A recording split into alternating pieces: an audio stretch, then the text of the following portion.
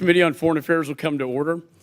The purpose of this hearing is to examine the flow of U.S. capital into China's military and technological development. I now recognize myself for an opening statement. I want to thank the witnesses for being here as well. Unfortunately, one of our top-tier witnesses was who was going to testify, Mr. Matheny, came down with COVID this morning, so I hope he gets better. But we're delighted to have the two of you.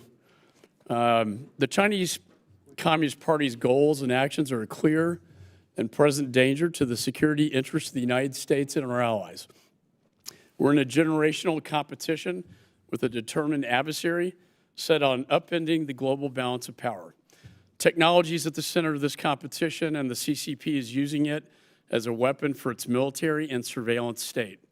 These technologies can be used to advocate and safeguard democracy, or they can be used for subversion and oppression. We must understand that whoever controls the best technology will likely prevail in this great power competition. And while we can restrict China's access to U.S. critical technology through export controls, we can't stop big investors from using their money, know-how, and network to help build highly advanced technology companies in China. Regrettably, U.S. money is fueling the CCP war machine and surveillance state. Look no further than the CCP's dystopian oppression of the Uyghurs and the successful hypersonic missile test, which circled the globe and landed with precision. This was built on the backbone of U.S. technology. The ranking member and I were disturbed that we have no effective tools to stop these key investments. They harm U.S. national security and endanger our partners and allies like Taiwan. And we also want to congratulate Taiwan on their recent elections and to the DPP. So the ranking member and I acted. In November, this committee on a unanimous bipartisan basis passed the Preventing Adversaries from Developing Critical Capabilities Act. This bill has been one of the most important steps this committee has taken to protect U.S. national security and counter the CCP. This bill may also be one of the most bipartisan efforts that we've worked on. This effort spans the past two administrations. It was then Secretary Mike Pompeo who urged me in 2020 to stop the flow of U.S. money into national security sectors in China. The Trump National Security Team supports this legislation, but so too does the Biden administration. More recently, the Biden administration took the idea and developed an executive order targeting outbound rule. While Ranking Member Meeks and I, and a growing number of members as well, or with Ranking Member Meeks, as well as outside groups like Heritage, Hudson, and American Compass, we plan to get this bill signed into law. We thought we had it done in the National Defense Authorization. It got pulled. We need to get this new version that was introduced by the Ranking Member and myself signed into law. We cannot wait. This hearing today plays an important role in that process. The witnesses today were selected by both of us. This hearing should help clear up a lot of misconceptions about the threat, current situation, and examine tangible solutions. It should come as no surprise that China's military and surveillance state are exploiting loopholes in U.S. policy to access billions of U.S. investment dollars and expertise. We know that U.S. investment has not democratized China, and companies which are controlled by the CCP have no power over the applications of their technology. The CCP can direct it to be used for military or surveillance purposes. And we know China's military-civil fusion strategy undermines an entity-by-entity sanctions approach and instead requires country-wide prohibitions for key technologies. Ranking Member Meeks and I requested the Treasury Department that they decide whether to sanction Hikvision, a CCP surveillance company contributing to the Uyghur genocide. But Treasury decided not to sanction the company. That is the weakness of the sanction model, is the Treasury Department will not sanction. Our witnesses today can provide further evidence on these points and articulate why an outbound, forward-looking, sector-based regime is necessary. And we'll see whether Republican or Democrat, those that examine China objectively, analytically, and realistically have reached the same conclusion. And while existing tools such as sanctions, have an important role, they simply cannot be a substitute for an outbound investment regime that is authorized by Congress. And that is our goal. Restricting key outbound investments in a whole of government approach ensures America's national security comes first. And with that, the chair now recognizes the ranking member. Thank you. Thank you, Chairman McCall, for organizing this important and timely hearing. I also want to thank our distinguished witnesses for appearing before the committee. Our discussion today is critical for America's national security and our strategic competition with China.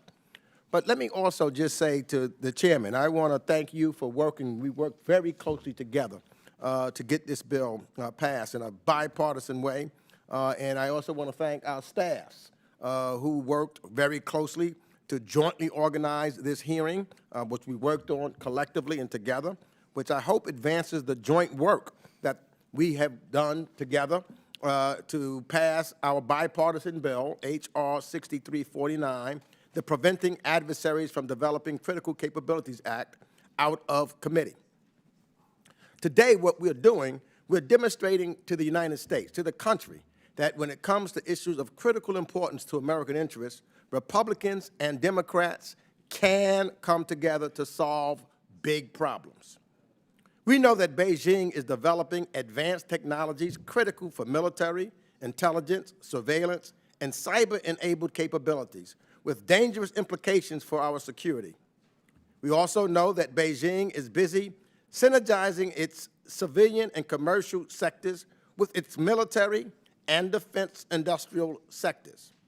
And we also know that Beijing is intent on exploiting, stealing, and diverting the world's cutting-edge technologies to fuel its military buildup.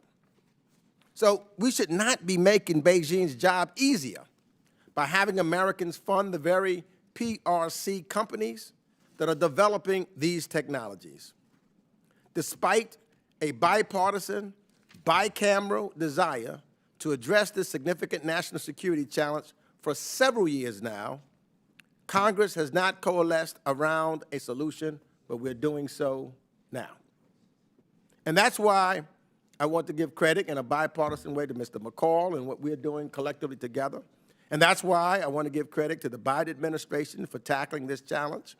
On August 9th of 2023, President Biden issued a game-changing executive order on outbound investment that calls for prohibitions and notification requirements on specific types of American investments in China or in certain Chinese companies that develop or produce semiconductors, quantum computers, and artificial intelligence applications. As we speak, the Biden administration is busy establishing a process and crafting regulations to implement the executive order. But that does not mean we in the United States Congress that we're off the hook. We need to create a statutory framework for the executive order, provide the administration with the resources and tools that are necessary to effectively implement outbound screening program, and provide certainty to our allies and the private sector that Congress stands firmly behind these carefully tailored restrictions. That is our responsibility. We should not shrink from that. An outbound regime that combines transparency with prohibitions on investments in the most sensitive technology sectors is the very best way to safeguard United States national security while also maintaining open global capital flows and the United States' preeminent position in global financial markets. This, the only legislation that balances these equities, the only one that I think has that true balance is H.R. 6349. It is the most effective and robust legislative solution. So I look forward to the discussion today and hearing from our witnesses about how best to address this challenge. Thanks again for working so closely, Mr. Chairman McCall, and our staffs, and I yield back. I think the ranking member, I always think we're stronger as a nation and a Congress when we're united on these issues and speak with one voice to our adversaries like Communist China. So we have a distinguished panel here today. First, Mr. Honorable Matt Pottinger is chairman of the China program at the Foundation for Defense of Democracies and a distinguished visiting fellow at the Hoover Institution. From 2019 to 2021, he served as the U.S. Deputy National Security Advisor. Thank you, sir, for being here today. Mr. Peter Harrell is a non-resident fellow of the Carnegie Endowment for International Peace. From January 2021 through 2022, he served at the White House as Senior Director for International Economics. We're grateful for you being here today. The chair now recognizes Mr. Pottinger for his opening statement. Chairman McCall, Ranking Member Meeks, and distinguished members of the committee, I'm grateful for the opportunity to speak to you today. We're at a juncture now where the scales of global power are beginning to tip towards America's adversaries, in part because of the leverage that we are providing them. American know-how and capital are seeds and fertilizer that have helped foster the growth of China's military might. U.S. companies and investment funds have, sometimes inadvertently, sometimes carelessly, helped to underwrite and expedite the modernization of the People's Liberation Army and China's high-tech surveillance and intelligence apparatus. Americans don't typically invest with the intention of harming U.S. national security, but that is often the result when they put their capital into Chinese companies that are working with dual-use technologies, those technologies that have the potential for military as well as commercial applications. It is hard and increasingly meaningless to try to distinguish between a Chinese enterprise with commercial aims and one with military objectives. And it's hard because Beijing actually designed it that way. Corporate independence in today's China is an illusion. The truth is that the single-party dictatorship that rules China has powerful authorities and influence over all entities, whether private or state-owned, civilian or military, domestic or even foreign. Beijing has built a business and regulatory ecosystem to facilitate and mandate the transfer of dual-use technologies to military and intelligence programs. China's military-civil fusion strategy, for example, exists for that very purpose. So does China's National Intelligence Law of 2017, which compels, quote, all organizations and citizens to secretly support, assist, and cooperate with China's espionage activities. Chinese Communist Party organizational cells, rather than entrepreneurial founders, call the shots now from inside many of China's most famous technology companies. Some American investors try to conduct due diligence to reassure themselves about where their money and technology are ultimately ending up inside China, but that too is an increasingly fraught exercise. Beijing is running a, quote, rectification campaign, close quote, to shut down or assert heavy influence over research, consulting, and due diligence firms operating in China. So no wonder that U.S. investors who are seeking a return on their capital are often blind to the strategic costs that they are incurring for America's national security and prosperity. I've listed some concrete examples of how that plays out in my written testimony, which I've submitted for the record. Allow me to close with just a handful of recommendations. Congress has an opportunity to build on the initial steps taken by the Trump and Biden administrations to prevent U.S. capital from fueling China's military and intelligence capabilities. First, Washington should take a sectoral approach rather than merely an entity-based approach. The Treasury Department has demonstrated since at least 2021 that it is disinterested in using even its existing narrow authorities to limit investment in Chinese military-linked companies. And in fairness to the Treasury Department, tackling the problem on a company-by-company basis would be a resource-intensive and gargantuan task. Chinese firms commonly dodge U.S. controls with shell companies and complex subsidiary arrays, and it would be better, simpler, and less resource-intensive to apply new rules to entire sectors. Second, the rule should cover all strategic and military technologies. The Biden administration's draft rules are a good start. They're designed to impact semiconductors, artificial intelligence, and quantum computing. Proposed bipartisan legislation also seeks to strengthen outbound investment screening in the field of hypersonics. Congress and the administration should consider adding other technologies listed as, quote, critical and emerging technologies, as the White House puts it, and as outlined by the National Science and Technology Council. These include biotech, directed energy, space technologies, advanced manufacturing, autonomous systems and robotics, and even some green energy technologies. Third, apply rules to all kinds of investments. The Biden administration rules as currently written would impact venture capital, private equity, greenfield, joint ventures, and certain debt financing transactions, and this is very welcome. Congress should also seek to cover investments in publicly listed companies. Fourth, include existing transactions, not just future ones, within the scope of legislation. And finally, seek to block investments and not merely review them. Mandating transparency for U.S. investments into China is a welcome step to better understand the scope of the problem, but Congress should also consider broadening transparency to full prohibitions on investments in targeted sectors. Thanks very much for inviting me to deliver this testimony.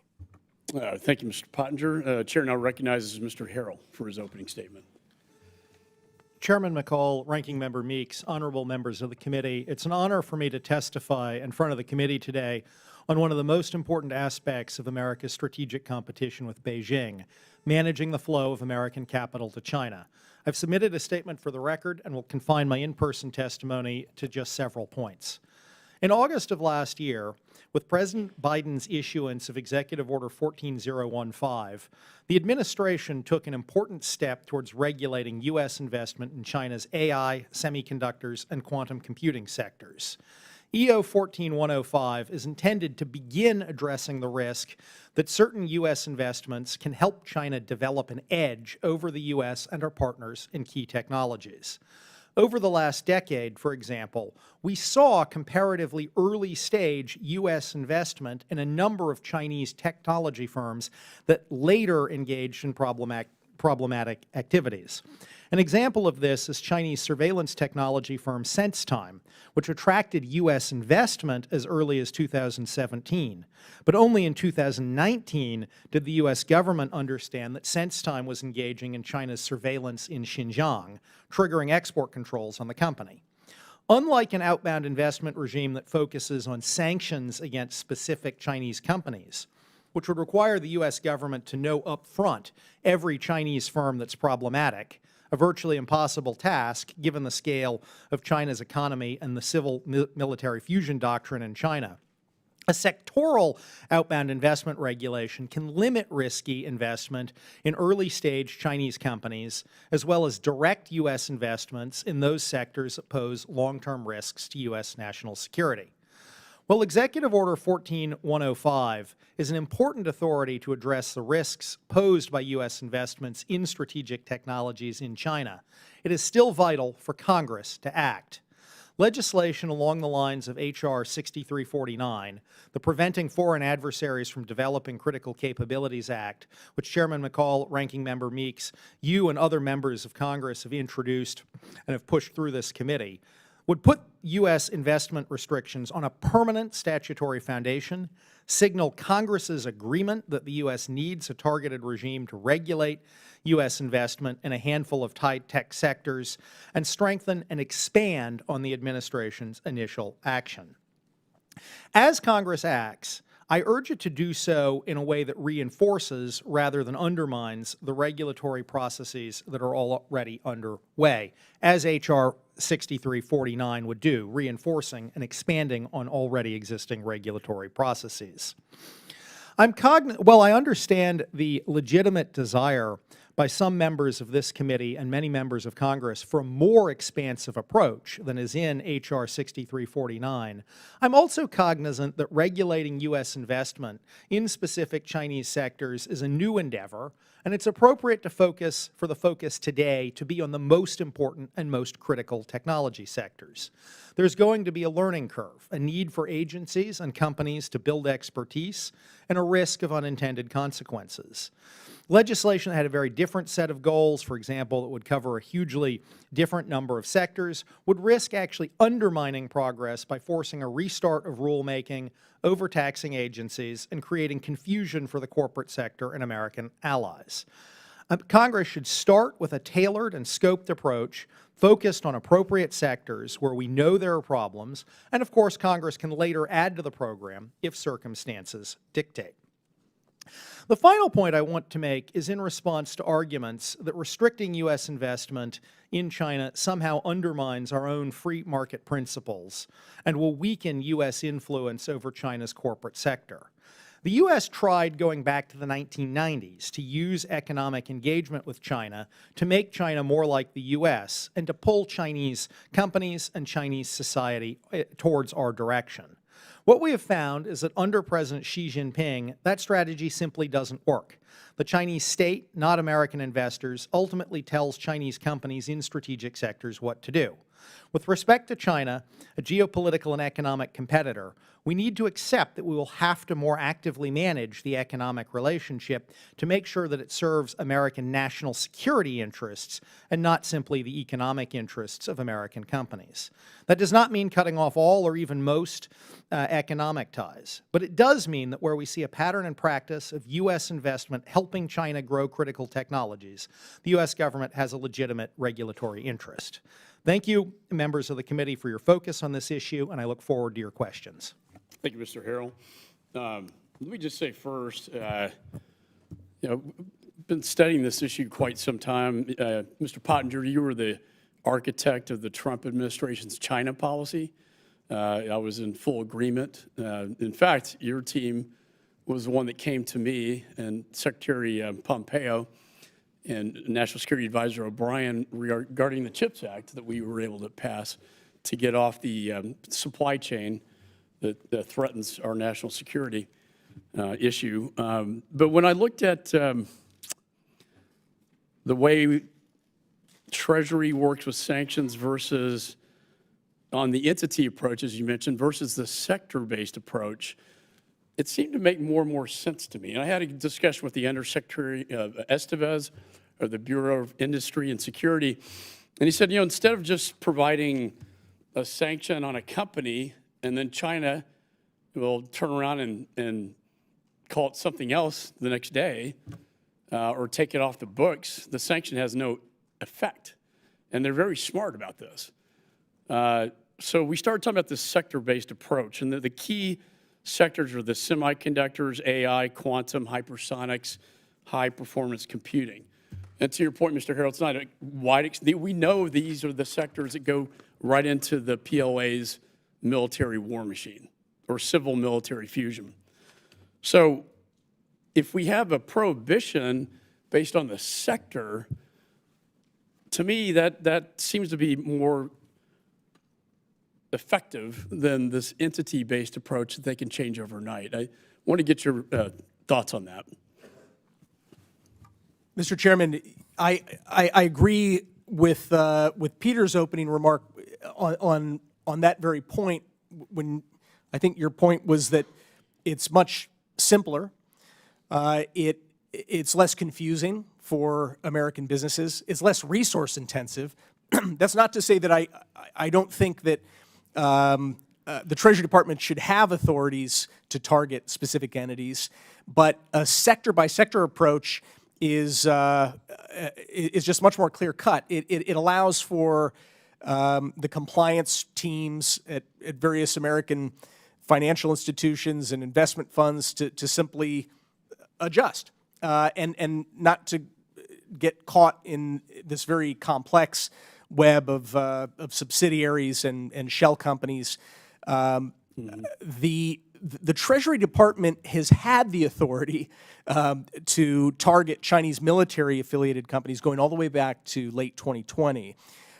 President Trump signed a couple of executive orders that gave them that authority. President Biden reaffirmed with some changes his own executive order to that effect. But since then, I think only 68 companies have been added to the list of prohibited Chinese firms for American investment. And I can tell you that many orders of magnitude greater than the number 68. So That's very good. So when you look at export controls, this committee has jurisdiction over that as well. But it seems to me that alone is not going to solve this problem. And that's dual-use technologies. I remember prosecuting the Johnny Chung case, so the money was coming from China, military intelligence, China aerospace, funneled through his Hong Kong bank account to influence the presidential election. Why? Because they wanted the satellite technology, aerospace. They also wanted to become part of the WTO, and guess what? They got all of it. And that was 1997. Where are they today? So I think using both the export control laws that we have, that Mr. Meeks and I have worked on, but also the sector-based approach on capital flows going into China, that combination seems to be a powerful one, in my opinion. I agree. And I commend the bipartisan spirit reflected today in Congressman Meeks' remarks as well. No, I don't know if you've noticed, it's a little rare these days. But, Mr. Harrell, just one thing, defining technologies like advanced semiconductors, AI, or quantum, we did this with AI in terms of the business community understanding what we're talking about when we talk about a sector. Can you elaborate on that? Absolutely, Mr. Chairman.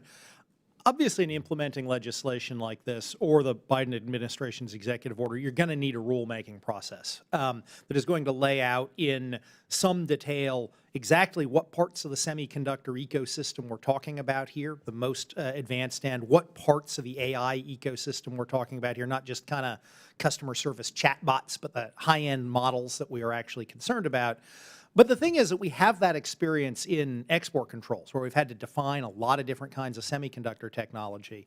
The business community understands that regime, and they will understand that regime when, with appropriate tailoring, you move it over to an investment, a complementary investment restriction regime.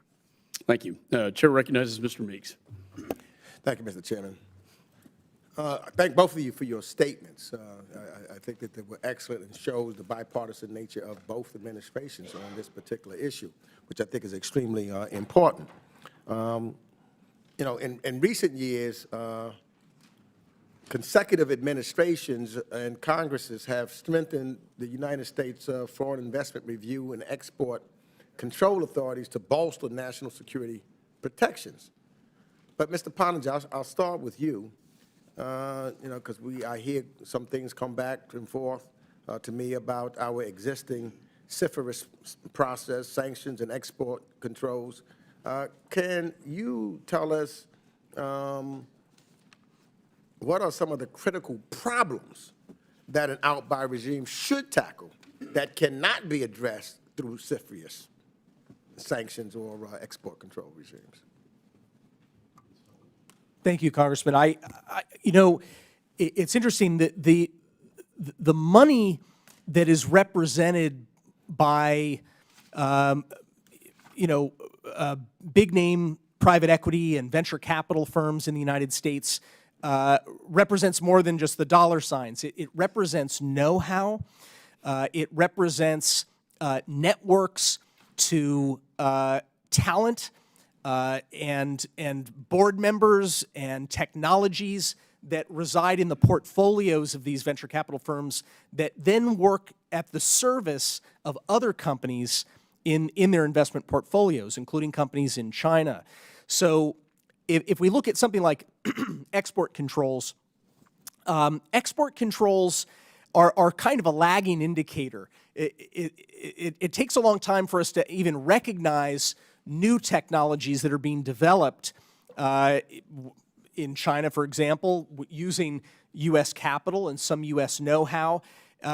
By the time those technologies mature and are ready to be harvested by smart people scouting technology for the Chinese intelligence agencies or for the Chinese military, the cat's already out of the bag, the horse is out of the barn, whatever whatever farm animal, analogy you like, it's too late. And so I think the reason that we were focused, particularly in 2020 during the Trump administration, and Peter and colleagues who are currently and recently in the Biden administration have been focused on trying to close that loophole to actually capture technologies before those seeds are planted and before they can sprout into something that's going to be weaponized against us. So, so let me just follow that up with Mr. Harrell. Can you tell us, so those gaps, can you tell us specifically how the Biden administration's outbound executive order addresses them? Absolutely, Congressman, and thank you for the question. Let me give a hypothetical example that I think will help illustrate the gap here that we're all trying to close. So since October of 2022, the Biden administration, with strong support from Congress, has imposed pretty tough export controls on China, where in semiconductors, where U.S. companies cannot send tools and designs for high-end semiconductors to China. How's China responding to this? Well, they are trying to build an indigenous capability for those same tools and designs. Export controls alone don't provide a tool to prevent an American venture capitalist from saying, you know what, that's an interesting opportunity. I might not be able to ship a tool over to China, but I could invest $20 million in this upstart Chinese firm that's trying to build that same tool or that same design here in China. And then, as Matt says, helping that Chinese firm recruit talent, helping that Chinese firm build contacts in the industry to help them grow, because none of that expertise is technology. The export control just focuses on the technology, and what we're worried about is that the capital can still go over there to help them innovate around our export controls, which is why I think an approach like that in your bill, sir, would be helpful in closing that gap. Thank you. And I'll try to get this in real quick because the Biden executive order identifies 3 sectors that are critical for the military, intelligence, and surveillance or cyber-enabled capabilities of the PRC that could cause or pose a national security threat to the United States. Semiconductors, microelectronics, and quantum information. So, well, either Mr. Pottinger or Mr. Harrell, in the short time that I have or don't have, what are the benefits of utilizing a sector-based approach for countries of concern instead of having a case-by-case review or a company-by-company-based approach to address outbound investment? Just very briefly, Congressman, and I actually think there's a helpful lesson, again, from export control. So when Matt was in the White House, the Trump administration took very important actions against a couple of Chinese technology firms like Huawei Technologies, limiting exports to Huawei. What we have seen since is that China, of course, sets up lots of front companies and other companies to get that technology that Huawei then couldn't get, which is why in October of 2022, with its export controls, the Biden administration expanded beyond this company-by-company approach to go after semiconductors going to China as a whole. And I think that lesson of how China evaded the export controls shows why in the investment regime as well, we should have a sectoral and not just a company-by-company approach. Gentleman yields. Chair recognizes Mr. Smith. Thank you very much, Mr. Chairman. Thank you for your bill, 6349. You and Ranking Member Meeks, an excellent piece of legislation. And I do hope it becomes law sooner rather than later and then is faithfully implemented. Because so often we get great bills passed, and I don't care who's in the White House, implementation falls far short. But let me just say, often we quote the fact that, there was a famous quote that came out of the Soviet Union, "We'll hang the West and they'll sell us the rope." That has never applied to the Soviet Union. It applies to China, especially under Xi Jinping. I was one of those who led the effort against MFN delinking of human rights. I believe that when Bill Clinton delinked MFN from human rights on May 26, 1994, that was a catastrophic game changer for the dictatorship. And ever since, they have believed, and maybe rightfully, with some exceptions, that they can do whatever they want, and no sanctions will be forthcoming that are meaningful. I held hearings on not allowing China into the WTO, believing that they would change the WTO and not the other way around. And it's my sense that that has been somewhat vindicated, that view. And we've had hearings over the years, many of them. I've chaired 97 hearings on human rights abuse in China. We just counted them up. I'm shocked that we still haven't learned, and that's why this bill is so important. We still haven't learned that they will do everything they can to take anything we sell, particularly in the area of electronics and really high tech, and use it dual use it for the military. They've been doing that for decades. We don't learn. We think somehow if you trade more, they'll matriculate from dictatorship to democracy. Not going to happen under Xi Jinping and the CCP. Outbound investment is a very, very good concept that needs to be further backed up through law. And I would also add outbound enabling. You know, I got a bill passed almost a year ago, and it was totally bipartisan, 2 votes against it on the floor of the House, to try to end, certainly expose and end the egregious practice of forced organ harvesting. Tens of thousands of young people, average age 28, are killed to get 2 or 3 of their organs each and every year. The problem is not only a gross human rights abuse, but it's absolutely being enabled by the PLA. And there's even a hospital, 301 military hospital in Beijing, where, you know, if Xi Jinping wants a new liver, he'll probably get it from a Falun Gong practitioner who's 28 years old. I mean, how perverse is that? So I'd like to, you know, from our panel, and I thank you both for your expertise, are you aware of the PLA's role in this terrible practice? And again, what they are doing is they do it with all kinds of pharmaceuticals. They try to get a monopoly on just about everything. But in this case, it's a huge moneymaker for the PLA. It's also a way of regenerative medicine for their elite and for their military. Your thoughts? Congressman, thanks for your leadership over the years on China human rights. I wish we had all listened when you had the foresight 30 years ago on most favored nation status. That really was the snowball that led to an avalanche. On China's human rights abuses are so grotesque, and the scope is so big now with what's happening in the northwest of the country, in Xinjiang, whole ethnic groups which are being, well, in the words of both former then Secretary of State Pompeo and current Secretary of State Tony Blinken, it's a genocide. So I think that I've heard over the years about, and partly thanks to what you've uncovered with witnesses that you've spoken to over the years, the forced organ transplant business. I would not be shocked to learn the full scale of that industry, but I don't have particular insight right now into the scale of it. Peter.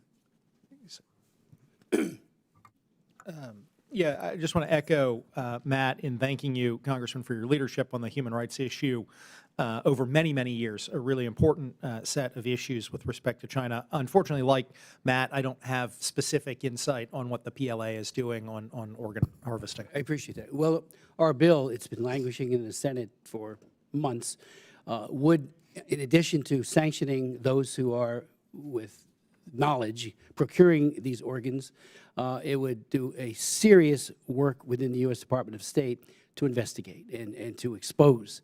That's the beginning of trying to bring an end to this horrible abuse. But again, the PLA is benefiting hugely from it. Yield back. Gentleman yields. Chair recognizes Mr. Sherman. Mr. Chairman, thank you for holding these hearings. I'd like to put in the record a list of 9 hearings of the Financial Services Committee that are relevant to this hearing. Without objection, so ordered. And in particular, we have dealt in the Financial Services Committee on making sure that American investors don't get phony financial statements, and that Chinese companies are not able to raise money from American investors with phony financial statements, and Senator Kennedy and I have passed the Holding Foreign Companies Accountable Act and the Accelerating Holding Foreign Companies Accountable Act to at least deal with that issue. We also had a hearing earlier last year on combating the economic threat from China. There are two aspects to this. There's the macroeconomics. Does China have enough capital to build its economy? And the micro. Can a particular company get its hands on an idea, a technology, an introduction? What it's not polite to mention is the enormous trade deficit.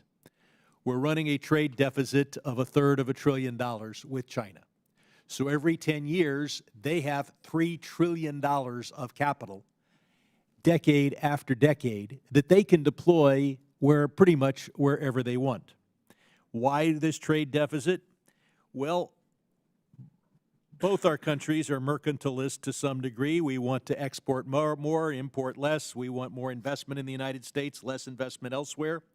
But China has two ways to achieve this. First, they can have tariffs. Second, they can orally tell their companies, just don't buy the American stuff. I can't imagine any member of Congress calling a company in our district and telling them, don't buy the Chinese stuff. Don't buy the German cars. But China has higher tariffs on our goods than we have on theirs. So we have only one device, and even as to that device, they're using it better. We therefore have a situation where China has $1.2 trillion of our bonds. We need that capital because we have to finance our trade deficit. Now that's as to debt equity. As to equity, stocks and other equity investments, the flows are roughly equal. One of our witnesses mentioned that venture capital situation. Company needs $20 million. I don't think we're going to be able to stop that because if it's a good investment, the Chinese have $20 million.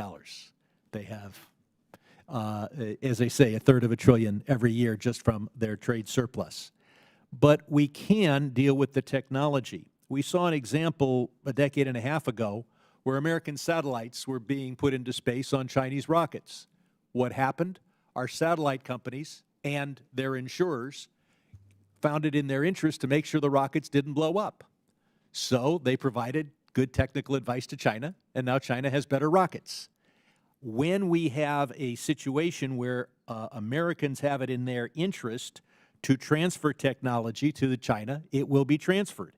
And it may not be a patent, we can outlaw that, but unless we outlaw the kind of investment where you have a controlling interest, when you're a consulting company, when you're a venture capitalist, and prevent the flow of technology there, we will continue to provide advice and contacts and know-how to Chinese companies. I commend the chairman and the ranking member for their bill. There is more to be done. I'm working on legislation to make sure that we don't see that every American company disclose to its shareholders its China risk and what it's doing to prevent its China risk for two reasons. First, so that the investors will know. Second, so the company will start working, as they haven't sufficiently, on de-risking themselves from China. Second, we've got to prevent index funds from investing in China because this is not paint by the numbers. It is too complex to figure out how and which companies in China to invest in. Third, on the human rights side, we have to prohibit American investment in sanctioned companies, particularly those sanctioned for the activities that Chris Smith recounted for us. It may not deprive those companies of capital, but it at least prevent us from being involved. And fourth, and most importantly, we need to prevent a capital gains allowance from investing in Chinese companies.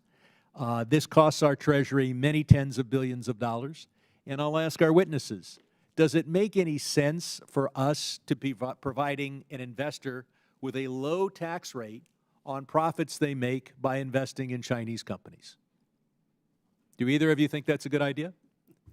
I don't like that idea. That is to say that we're giving tax incentives to invest in our chief adversary. And I'll point out, China has incentives for investment that are only apply to investing in China.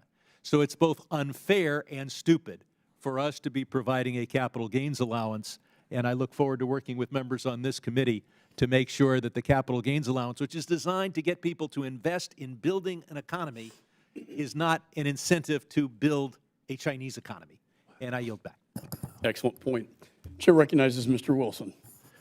Thank you, Chairman Mike McCall. And also, I want to thank Ranking Member Greg Meeks for the bipartisan dedication to exposing the single-party dictatorship of the Chinese Communist Party. And it's also very revealing that, amazingly enough, I agree with everything that Congressman Brad Sherman just said. And so, and I don't want to ruin his reputation back home, but hey, I even agree frequently with Kathy Manning, too, so I'm going to I'll brand several of you. Hey, we are working together in a bipartisan manner on this. It's sad to me that the people of China are oppressed by the Chinese Communist Party. I appreciate firsthand the people of China. My father, First Lieutenant Hugh Wilson, served in the Flying Tigers, the 14th Air Force in Kunming, Chengdu, and Xi'an. Our family has great affection for the people of China. We are inspired by the people of Taiwan in this week's elections. Courageously, the Taiwanese have voted for democracy and freedom. Taiwan is a beacon of success for a free market democracy. With that in mind, Mr. Pottinger, since the murderous October 7th terrorist attacks by Iran puppets of Hamas into Israel, the Chinese Communist Party has stepped up their outreach to the Gulf allies of America and partners, hoping to capitalize on destabilization caused by the Iranian regime's terrorist networks, and is working together with war criminal Putin to gain a foothold in the region. There is significant increase in media by the Chinese Communist Party and by war criminal Putin across the region in Arabic. The question, how do you see the CCP working to increase its influence in the Middle East, and what can be done to counter the increased role of the region, in the region, and how is the threat to U.S. interests, as we sadly are in a conflict we did not choose, of dictators with rule of gun invading democracies with rule of law? Congressman, thank you for those comments, and I would love to see photos of your father in Kunming with the P-40 Flying Tiger. It's a fantastic legacy. Hey, Mr. Great. Brilliant. Yeah, submit for the record. Look, I think you're exactly right that these conflicts that are beginning to spread us thin are in fact related. I believe that the incoming Chinese foreign minister was here recently and made a remark to a U.S. audience when he was in the U.S., specifically that they are not related. Of course he would say that. They are very much related. China is the #1 backer economically for Russia, certainly diplomatically for Russia. According to a State Department report that came out last year from the Global Engagement Center, China is spending more money on pro-Russian propaganda worldwide than Russia is spending on pro-Russian propaganda worldwide. China is a key backer for Iran. It is no coincidence. I like the way that you put it, that they're trying to capitalize on this situation. I've noticed that Chinese shipping is not affected in the Red Sea the same way that everyone else's shipping is. That is not by accident. That's being engineered by virtue of the fact that China is one of the main buyers of Iranian oil. These things are related, and I'll paraphrase Xi Jinping, who has said something frequently, going back at least to 2021. He's given internal speeches where he has said, the lead word to describe the global situation today is chaos. Chaos. And he's gone on in those speeches to make clear that he views that as a favorable condition for China achieving its ambitions worldwide. So here we are. Chaos is something that is part of the design of China's global ambitions and of its foreign policy. And we, at our peril, fail to connect those dots. Those dots are very much connected, sir.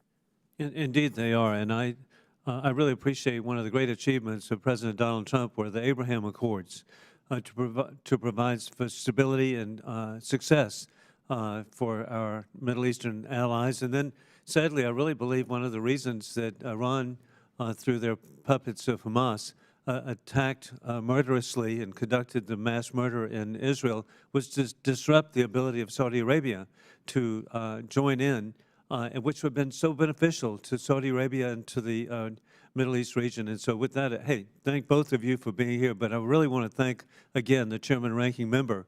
All of this needs to be exposed. I yield back. Gentleman yields, and I appreciate the, you mentioned the Abraham Accords, the security agreement with the Saudis. It's going to be so important between Israel, the United States, and Saudi Arabia. It could truly bring peace to that region. So thanks for bringing that up. Chair recognizes Mr. Barra. Thank you, Mr. Chairman. And for the millions of viewers on C-SPAN that are watching this, the media doesn't cover the bipartisan nature of how Democrats and Republicans work on policy. I commend the chairman, ranking member, and the members of this committee to work on a challenge that addresses our vulnerabilities as a nation, but also strengthens America's security. If we were to go back a decade, 2 decades, 3 decades ago, there was a hope that, as China built a middle class, an entrepreneurial class, that they would become responsible partners in a global economy. Obviously, that isn't where we are today. We clearly understand what Xi Jinping's policy objectives are, what Beijing's policy objectives are, and we have to address the reality that we face today. I think, Mr. Pottinger, I'd use the term the panda has left the zoo. The panda has left the zoo. So I think we've got to address that. Mr. Harrell, you used a statement. I think it's important for us to understand. I think the term you used was the civil-military fusion doctrine. And if you could just take a minute to expand on that doctrine. Absolutely. So this has been one of the defining kind of societal doctrines in China, particularly under Xi Jinping, where under Xi Jinping thought, if you will, certainly he calls it Xi Jinping thought, there is an idea of mobilizing all of China's society behind China's ultimately military aims. And so what we have seen over the last, well, going back many years, but particularly over the last decade, is increased efforts, not only through sort of official spending and subsidies, but through a variety of regulatory mechanisms as well as informal mechanisms to galvanize China's technology sector, universities, major SOEs behind building China's military might, such that sort of to come back to today's hearing, I think really only a sectoral approach that says we are going to limit investment in these key sectors is going to work to prevent Americans from supporting the development of those key technologies in China. Because if you just go after 1 or 2 firms, China's response is, we're just galvanizing all the other firms in this sector to do what that firm can no longer do. So it's super important for American and Western industry and investors to really understand the root of that doctrine and the foundation. These may be patriotic companies that are profit-driven, that are just looking for good investment opportunities, but if they don't truly have an understanding of how those investments potentially could be used to undermine our own national security. Mr. Pottinger, let me ask you a question that touches on that. International coalitions are going to be important, and again, I commend the chairman for his work on the CHIPS Act, incredibly important piece of legislation. Micron has a presence in my community, and we saw some economic retaliation from China on Micron. I do think we were successful in keeping international companies from seeing a market opportunity and saying, okay, well, we'll go in and undermine that. But I think it'll be really important for us to have these international Western coalitions of like-valued countries that understand this. And if you want to, it won't be easy, but I think it's important.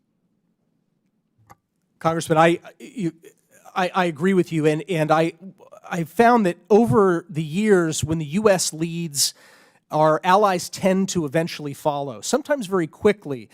In the case of sanctions on Russia, I mean, it would have been even better if we had credibly threatened them in advance of an invasion by Putin war criminal Putin, as Congressman Wilson put it, which is a great title for Vladimir Putin.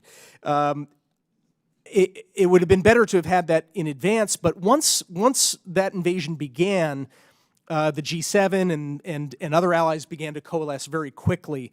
So I think it's incumbent upon the United States to lead, and others will follow. You made a comment a moment ago just about how private equity firms and others, often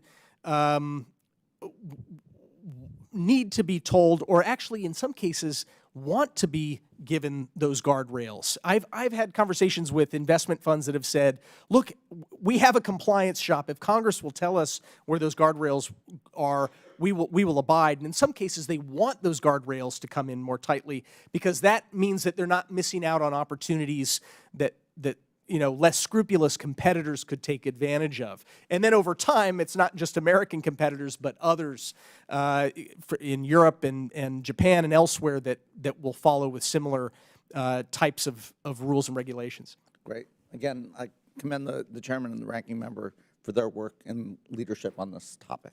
Thank you, Mr. Rivera. Chair recognizes Mr. Mast. Thank you, Mr. Chairman. I appreciate the expertise you both bring today, the work that you all have done. I'm over here, Mr. Pottinger. I know you were looking for where we're at. I've read work from both of you over the years. I want to start with you, Mr. Pottinger. How many times can you recall in speeches Xi Jinping talking about preparing for war? Well, Congressman, last March, so less than a year ago, China held its annual 2 meetings, what they call them, the Lianghui, 2 meetings. It means the National People's Congress and another gathering called the Chinese People's Political Consultative Congress. Simultaneously, Xi Jinping gave 4 addresses to those to delegates to those 2 meetings. All 4 of them had the common theme of the need for China to prepare for war. And in the lead up, there were changes that were being made to laws, for example, making it easier to put the military in charge of Chinese society in the event of war. New rules to retain reserve military personnel for longer periods of time, particularly if they have key skills.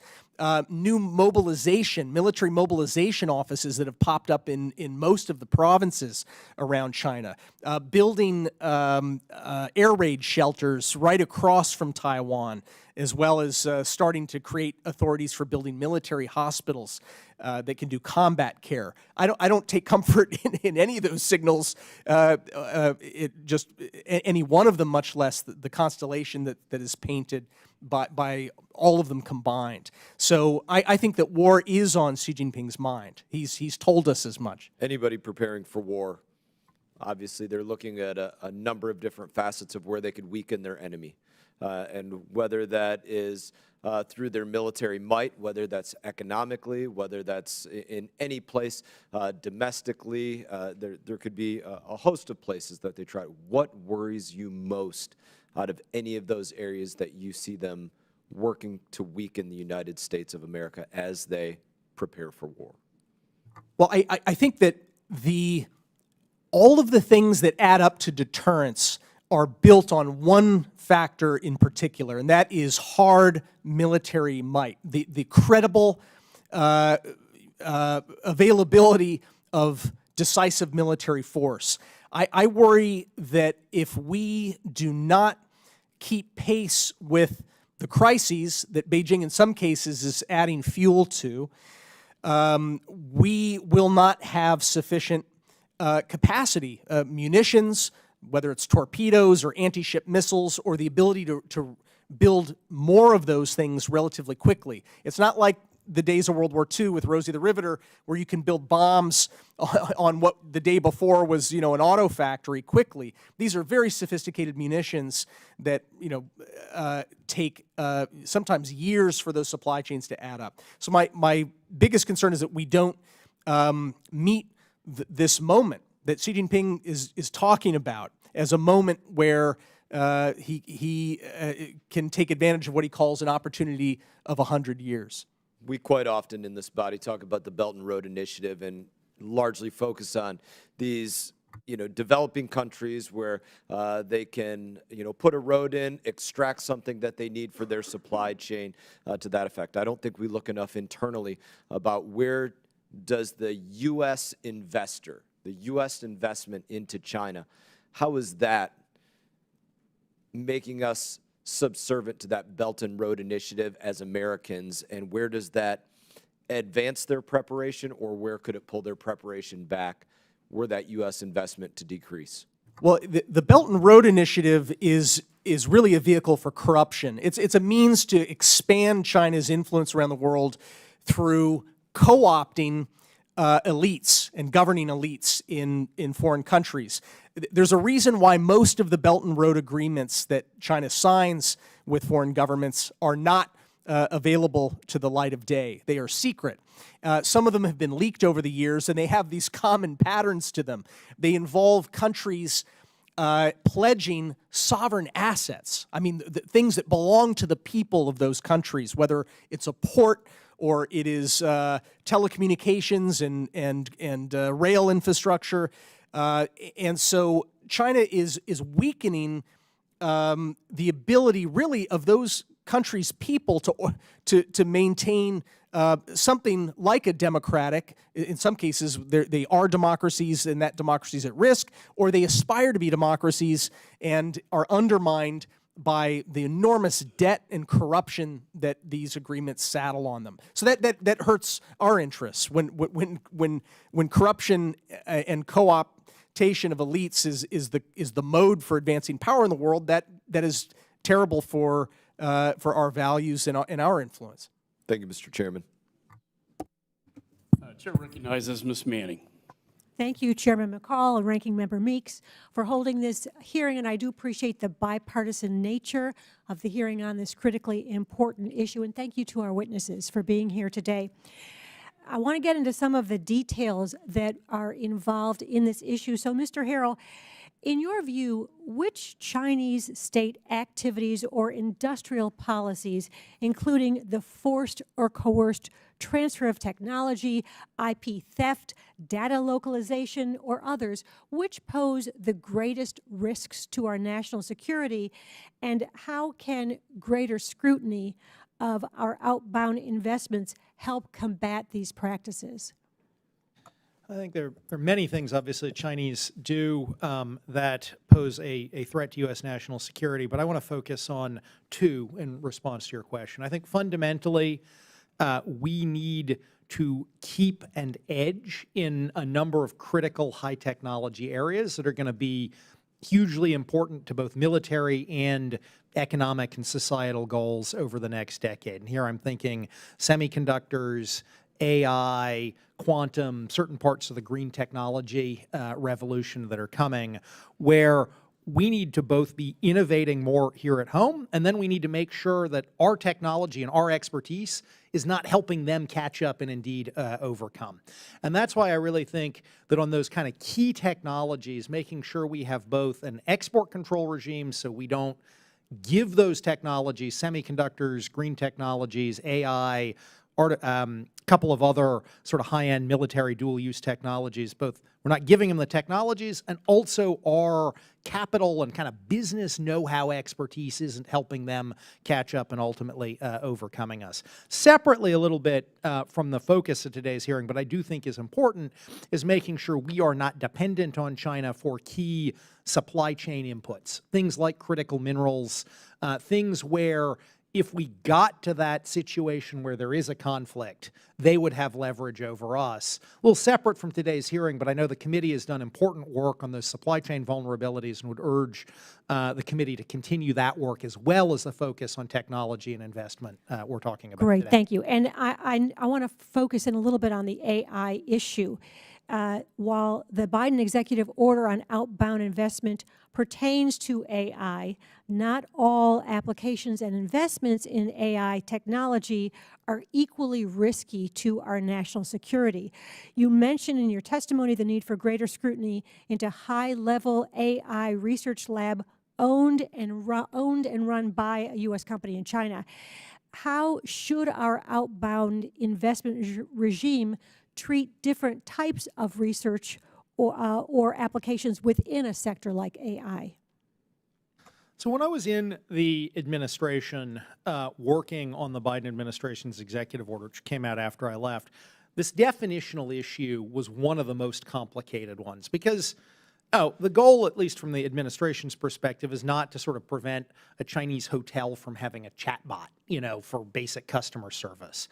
I think what we've seen is a need to focus on a couple of different types of AI. One is obvious, which is specific applications of AI that have clear military or other harmful impacts, like facial recognition and other kinds of surveillance AI-enabled surveillance technologies. We clearly need to focus on that. I also think we need to focus on the underlying development of advanced high-end models like we've seen here in the U.S. with ChatGPT-3, ChatGPT-4, because the reality is if China develops those models, they can then develop the applications of them. So I focus on both a set of applications and then also higher-end large language models and other large application models generally. So one of the areas that I focus on where I think we continue to miss the boat in this country is the need to reform and update our immigration laws. They have not kept up with the economic needs of our country. So I think in your testimony you welcome State Department and DHS efforts to expand visas for top AI and other technical scientists and researchers to come to the U.S. to help us innovate here. Can you talk about how we can leverage visa and immigration policies in ways that best serve our interests? Very much appreciate that question and your focus and leadership on this issue. As part of the Biden administration's AI executive order a couple of months ago, little noticed provision in there directed the State Department and DHS to set up a program to speed visas for top AI researchers, including in China, so that we can actually get them to come here and innovate and help do research here. Now, of course, there's security risks. You need to think through, the vetting process. But ultimately, I think we want to have a country where we continue to bring the best AI talent from around the world and have them come here and develop those innovations here. The administration is doing what it can under existing authorities, but obviously immigration requires statutory change, including in this area. And so I do urge the committee to look at that important issue. Amen. I meant to say. My time has expired. Mr. Pottinger, I have some questions for you that I'll submit in writing, but thank you, and I yield back. Gentleman yields. Chair recognizes Mr. Barr. Well, let me first thank and commend Chairman McCall and Ranking Member Meeks for their work, and certainly very well intended to protect our national security by restricting U.S. investors for unwittingly financing certain sectors in China that threaten our national security, and I share their goal. But I do want to unpack this discussion about an entity-based approach versus a sector-based approach. And first of all, and the Chairman and I have had many discussions on this and working through this with other colleagues on both this committee and the Financial Services Committee. I don't think the two are necessarily incompatible, and we're working on potentially marrying both approaches. But I also would disagree with the suggestion, respectfully, that a sector-based approach is, quote, stronger than an entity-based sanctions approach when in some cases, the exact opposite is true. So let's unpack that for a minute here, Mr. Pottinger. Does a sector-based outbound investment restriction block Beijing-directed subsidies at a state-owned enterprise? Not necessarily, right? Yeah. If these are Chinese-invested companies. Right. So if we're restricting Americans from investing in a Chinese military company, but it's subsidized by Beijing, that regime doesn't affect the funding of that entity. Right. And then revenue generated by the sales of goods and services. If the Chinese military or surveillance or technology company is selling goods and services globally, restricting U.S. investment doesn't impact that, correct? That's true. Also, investment from non-U.S. investors. Does a restriction on U.S. investment, outbound investment, does that impede investment from non-U.S. investors into that Chinese entity. No, not unless we build a coalition to support that goal. And Mr. Harrell, would the Biden executive order, does that in any way that lists the CMIC companies, the Chinese military industrial complex companies, are investors in other countries in any way affected by that executive order?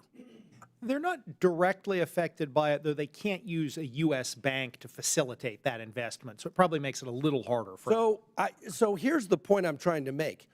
Would full blocking SDN sanctions, if Treasury actually did it, would full blocking SDN sanctions have a multilateral extraterritorial effect that these restrictions that only apply to U.S. investors have? Would a full blocking SDN sanction have a multilateral extra-jurisdictional effect? Yes. So this is why I think we ought to not just dismiss this entity-based approach. And certainly the chairman is right that China, and you all are right that China changes names and whatnot, but OFAC is particularly equipped in conjunction with the intelligence community to continue to adjust those sanctions. I want to also mention the fact that the Financial Services Committee bill that we've marked up, the Chinese Military Surveillance Company Sanctions Act, would require Treasury, I think this letter that Treasury sent back to the chairman and ranking member on Hikvision is troubling. But that's exactly why the Financial Services Committee bill would require Treasury to not just send a perfunctory letter back to the chairman, but require Treasury to do much more than that and inform the chairman, this committee, the Financial Services Committee, the Senate counterparts, on an annual basis why the Treasury Department is not imposing full blocking sanctions on Hikvision, and continually update the sanctions list, the entity list at Commerce, the CMIC list, the DOD military list on an annual basis to keep up with the changes with China. Last point, and it's a question about the bill before us today. What I'm worried about, and it's a good bill, but on page 20 and 21, it specifically talks about exceptions. Covered activity. A covered activity does not include an investment in publicly traded security or an index fund or a mutual fund or a venture capital fund. In other words, we might be restricting the funding, U.S. funding, but Americans under this bill, because there's not full SDN blocking sanctions, would still be able to trade in those securities. Whereas if we sanctioned full blocking sanctions on these entities, there could be no trading of these securities at all. There could be no contracts. And it would not just apply to U.S., but also non-U.S. citizens. My time has expired, but if you can comment on the strength of sanctions versus non-sanctions approach. Congressman, I agree that sanctions, when applied, really come at a company from more angles than just an export control or even just an investment restriction, for sure. I think the challenge are ones that we've talked about. Simply, how do you incentivize the Department of Treasury to really apply those? You mentioned just a moment ago, I think, the idea of an annual requirement and so forth. I mean, I think that would be welcome. Thank you. I yield. Gentleman yields, and we'll have further discussion. I know we're meeting with the majority leader, and it seems to me you could take the provisions of this bill. I'm not opposed to sanctions. It's just that we have to have a compromise, and I think that's the bottom line. So the chair now recognizes Ms. Dean. Thank you, Mr. Chairman. I thank you and Ranking Member Meeks for this legislation, for working together so well and guiding this committee in a bipartisan way. I want to go back to something that Mr. Barra was talking about, and wanted to ask you, Mr. Pottinger, you too spoke of and wrote in your testimony about the military-civil fusion. And could you, for those who are foreign to that, in a democratic society, we do not fully appreciate that strategy, the depth and breadth of it. Would you want to add anything to what Mr. Harrell spoke of also? Congresswoman, thank you. I think that under Xi Jinping in particular, he has really reoriented the state around his personal goals, and which have now become the goals of the ruling party that he leads. And those tools are sometimes laid out explicitly, for example, in things like this military civil fusion strategy and some of the laws. One that I mentioned was this national intelligence law that mandates that anybody must serve the Chinese intelligence apparatus and do so in secret when asked. There are also a lot of intangible ways that the party forces business, irrespective of whether it's nominally private or state-owned, to align itself with the interests of the party. And one of the ways that Xi Jinping has done that has been to establish committees, Communist Party committees and cells at multiple levels within existing companies. So a very good example would be if you look at something like Alibaba, where Jack Ma, who by the way is a party member according to Chinese public accounts, but was really an entrepreneur at heart, who founded this incredible company, and it was an incredible success within China and beyond. He was eased out away from the steering wheel of that company shortly after he made remarks criticizing China's regulatory environment under Xi Jinping. That was back in 2020. And so there's a Communist Party secretary of ByteDance, which is the controlling shareholder of TikTok. He also, the Communist Party secretary of ByteDance, is also the editor-in-chief of all the applications under ByteDance, presumably including TikTok. So those are a couple examples of things that are hard to see but are going on. Thank you for those explanations. Mr. Harrell, I was thinking you're both coming from such important background in two administrations on this issue. Can you speak to this bill, and in what important ways does H.R. 6349 go farther than the executive order issued by the President in August, either by sector or by investor? Thank you very much for the question, Congresswoman. And as I said in my opening remarks, I do think it's very important for Congress to act here. I think what the administration has done, while an important start, is not sufficient to meet the challenge. And I think the bill does a couple of important things. First, it does expand the covered technology sectors to focus on some high-performance hypersonics and a couple of areas that are important to China's defense industrial base that I think are valuable additions.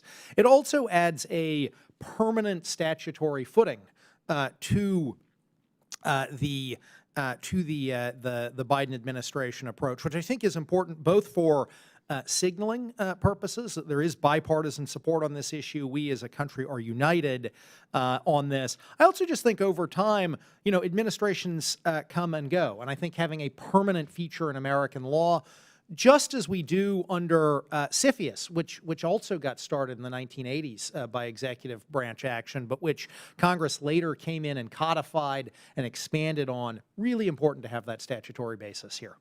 And we as members of Congress agree with you on that. It's better to have a statutory basis and something that is quite clear. Mr. Harrell, do we have any calculation, does anybody have any calculation of outbound investments that have really ultimately done harm, either to our national security or global security? So I am not aware of public sort of top-line figures of here are the investments that have caused national security harm. When I was in the administration, and obviously I'm still under confidentiality provisions, the administration did do a very lengthy, detailed analysis cataloging many different investments that we determined the administration did think later caused harm, one of which I talked about in my opening statement on Sense Time. That's one that's now public and sort of easy to talk about. But I think what we have seen is a wide range of investments over many years have later caused harm, but I'm not aware of any public kind of top-line number of the dollar value of those. Again, I thank you both, and I thank the chairman. I yield back. Chair yields. Chair recognizes Ms. Kim. Thank you, Chairman McCall and Ranking Member Mix, for holding today's hearing on outbound investment regulations. So I'm hearing that there are generally two approaches to addressing outbound investment concerns. One is the broad investment restriction in technology sectors where there are national security concerns. And the second one is the entity list-based sanctions approach focused on specific foreign companies that are linked to CCP military or intelligence agencies. As you know, this is a debate we're having right now and trying to decide which of these approaches is best. So in your view, is there a way to reconcile these two different policy approaches? And if so, can you describe how Congress can go about doing that? Maybe if I could just offer a minute of remarks and then see if Matt has anything to add. I do think a sanctions approach with respect to China has value. Clearly, where there are Chinese companies that are engaged in human rights abuses, in truly nefarious kinds of activities, we should sanction them. I also think the Biden administration should be more aggressive, as Matt said in his opening remarks, on using the existing executive order first signed under President Trump that limits U.S. investment in the publicly traded securities of big Chinese companies that are linked to the Chinese military. I think the administration should be more aggressive in prohibiting American investment in these publicly traded securities. I think there are a couple of notes of caution on SDN sanctions, though, when it comes to big Chinese companies. Again, I think there are times when it's appropriate. But if I look at, for example, the Defense Department list of Chinese companies linked to the Chinese military, all of China's major mobile telecommunications providers are on that list. Understandably, they're all, I'm sure, providing mobile telecommunications to the Chinese military. On the other hand, if we sanctioned all of China's mobile telecommunications providers, you would effectively prohibit all American companies from doing business in China because none of their employees in China could use the telephone. So I do think there is a place for SDN sanctions, but I think we also have to be careful in our application to not, kind of inadvertently do something like preventing American companies in China from using the telephone. Sure. Mr. Pottinger, you want to add to that? And hopefully quickly. Sure, Congresswoman. I agree with what Peter just laid out. SDN, to Congressman Barr's point, is a more powerful tool, but sometimes it can be overkill or inappropriate if it's applied in ways that the example that Peter just laid out sort of illustrated. The sector approach, I think the importance of that is the simplicity. It is less resource intensive for the Treasury Department. It's easier for companies to understand what's off limits and not to cross those barriers. So I wouldn't know how to describe the way to meld those together, but it would have to have enough flexibility built in so that it didn't mandate, for example, that you have to use both simultaneously necessarily. I appreciate both of your perspectives on that. Hopefully we can come together and hopefully reconcile, but find a way that we can really make this work, because both options do present its pros and some concerns as well. But resourcing will be important as Congress moves to establish an outbound investment regime. But I'm interested in hearing from you about where these new resources would be best seated. Yeah.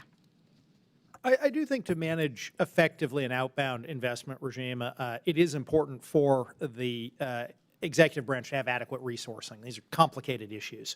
I think fundamentally, probably in three places you need resources. One is at the Treasury Department, just it manages investment and needs some resources. One is probably in the Commerce Department, where they need some additional technical expertise, which they're already staffing up because of export controls, but they need that there. And then the third, of course, is in the intelligence community to kind of better understand what's going on within China and the dynamics there. Do you think that establishing an outbound investment regime requires the creation of a new office or agency for that matter?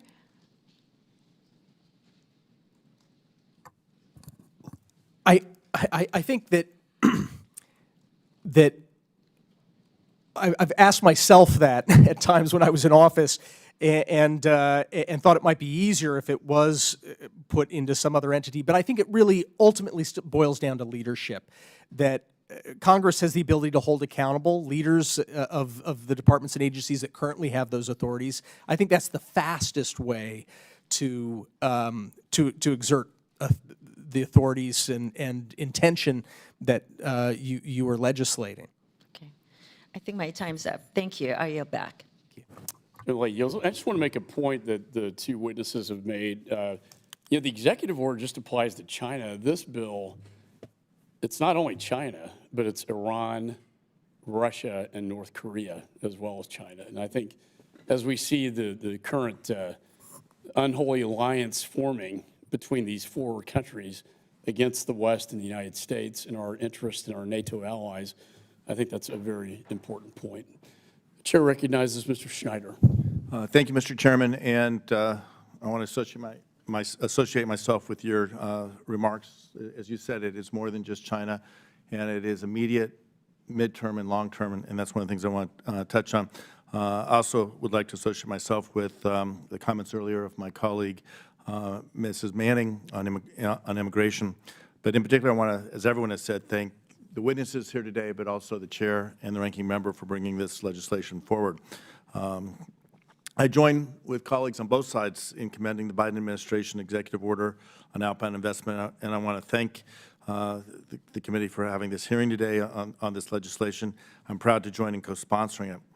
A thoughtful outbound investment regime is necessary to building on the work of CFIUS and making sure that U.S. investment is used to uplift communities around the world rather than strengthening our strategic adversaries and empowering totalitarians. We've already had an impressive conversation about the technical aspects of this legislation, specific concerns regarding the People's Republic of China, semiconductors, microelectronics, quantum information technologies, artificial intelligence, and other technologies of the future. And it's our job here in Congress to make sure that we keep the United States, U.S. interests, U.S. population, U.S. citizens safe and prosperous. I want to start, and I'll go back to something we were talking about earlier with Mr. Barr, the idea of sector versus company-specific. The sanctions approach led by Treasury, Mr. Pottinger, I'll ask you, would it catch a startup, for example, AI company that is in its early stages, just beginning to develop its technology, may not even be on the radar other than with venture capital? Would it catch and prevent them from developing civilian military technology? Congressman, it could easily miss that. It's very difficult to map China's AI ecosystem. Oftentimes, it takes sometimes years before the importance of a particular entity really makes itself apparent. Mr. Harrell? Completely agree with what Matt said. No, it very likely would not capture that, simply because Treasury doesn't know all of the millions of companies in China that are out there. Conversely, would the sectoral approach likely catch such a startup? Not only would it likely catch such a startup, but it might actually require the investor, if the investment wasn't prohibited, if it was sort of outside of prohibited, to come in and tell the U.S. government about that startup so the U.S. government could begin better understanding it. Mr. Pottinger, you agree? I agree with Peter's remark. Great. Thank you. Let me shift gears. H.R. 6349 adds hypersonic technology to the list of covered technologies. We have seen hypersonic missiles as a priority for Tehran, Moscow, Pyongyang. In fact, in the Ukraine war and Putin's war against Ukraine, we have seen for the first time the KH-47M2 Kinzhal or Dagger in action. My question for whichever one of you wants to ask this, looking that immediate term where they're currently being used, but long-term threat to the United States, how will this prospective outbound investment regime affect the short-term application of hypersonic technology like what Russia's using against Ukraine or Iran, North Korea, and what do you think the long-term impact would be? Hypersonics is one of those that I think the United States was hemorrhaging our technology early on before there was a consensus, like what we've heard in this room today, about the nature of the threat that China poses to our interests. And I know of stories of conferences that China held where American scientists showed up to talk about their latest findings with respect to hypersonics. And in some cases, China ended up putting that theory to practice before the United States did. If we had had outbound export controls earlier on that would have helped. Outbound investment restrictions might have helped with that as well. Thank you. And just to wrap up, with my colleague, Mr. Wilson, he and I have been pushing to curb the export of high-end machine tools, especially CNC machines, to Russia. Treasury did sanction 130 entities related to this effort, and we're grateful to see that. But with respect to China and this policy, can you talk about how it might might affect machine tools, if at all? Either one. I don't have a specific answer on that, but I will say I recently met someone after I'd given a talk out in Arizona who told me about how much damage our transfer of our machine tooling capabilities particularly to China, have been to some of the problems that we're trying to solve for now. For example, building up our own defensive capabilities, munitions, things that are wholly civilian, commercial capabilities as well. Machine tooling was really one of the things that allowed us to win World War II. Thank you, and it's critically important today, and I know we'll continue to focus that on this committee. But again, I thank the chair and the ranking member for this legislation, and I yield back. Thank you, gentleman. Yields. The chair recognizes Mr. Davidson. I thank the chairman for holding this hearing, and I thank the body for paying attention to an important issue. Back in 2018, we passed a bill called the Foreign Investment Risk Reduction Modernization Act. Part of the reason we're here today is presumably that bill's not working adequately. Why not? Thank you very much, Congressman, for that question. I think the steps that Congress took back in 2018 with FIRMA were really important in expanding the limits on Chinese investment in the U.S. There was a pattern we were seeing at the time, Congress certainly saw at the time, where Chinese companies were investing in a whole range of technology companies. Specific to outbound investment. I mean, we of course dealt with Chinese investment in CFIUS, but there's still the export control portion. And frankly, we had lots of companies that were concerned, even as we had done the research and development tax credit. We've done things to incentivize investing and doing your research and development in America. But they were concerned that if I'm going to do research and development in America, do I own the intellectual property or does America own it? And if at the end of the day they can't export the technology, they just simply invest elsewhere. So is that a flawed approach, or is there some other thing that we're looking to capture here that isn't captured by FIRMA? Well, Congressman, I'd just say that because FIRMA, to my knowledge, is only for inbound investment into the United States, that this in some ways is almost a mirror image of FIRMA. So it's trying to achieve some of the things that FIRMA was trying to solve for, but whereas FIRMA is trying to prevent. So we stopped too short on FIRMA. We didn't get an adequate way to address the outbound controls. Obviously, Mr. Barr and Mr. McCall have different approaches. I will tell you, as a private sector business guy, I go back to the days of conflict minerals. So there was this idea that certain minerals in countries, primarily in Africa, that are involved in conflicts, we don't want those things to show up in American products. And so the solution was that you have every company that uses metal report on it. Now, I had at the time a small business in Western Ohio, and I'm signing off on a statement that the metal I'm using contains no conflict minerals. Now, that's essentially Mr. McCall's approach. You go all the way down to the small business level, and you hold every business in America accountable for something Frankly, they're like, why am I signing this? I have no idea. I certainly don't have a way to trace all the origin of the tin that's in the steel here to where in Africa the tin was caught. Why don't you ask U.S. Steel on that? And frankly, that's Mr. Barr's approach. Mr. Barr's approach says, let's use OFAC. And, you know, we use OFAC just short of conflict, right? We go with a sanctions regime as a tool short of going to war. Is that a more serious toolkit than just regular laws that apply to small businesses? Sir, I very much understand and sympathize with the challenges of supply chain sourcing that your business faced in Ohio. I guess I see things a little differently where you have an American company, whether it is a big company or whether it is a small company investing in China. Presumably that company knows it is investing in China and it is making a decision to invest and knows what sector in China it is investing in. So I think that if you're a company that wants to make an American who wants to make an investment in AI sector in China, you probably do know what you're doing and could make a decision on the sector about whether or not to invest there. Well, I guess speaking of conflicts, you know, maybe we could just go like, who else do you guys represent? Do you represent big tech? You know, because it seems to me, as a small business guy, just like we did this business, you know, beneficial ownership disclosure. Originally, every business in America was going to have to report all this, and they essentially negotiated it down to where the smallest of the small businesses under 20, now have some reporting requirement, because apparently that's how all the bad stuff happens. Not the big companies. It couldn't be those guys. So all the lobbying stopped because the small companies don't have enough lobbying power to do it. So either of you guys represent big tech companies? I'm a small business owner.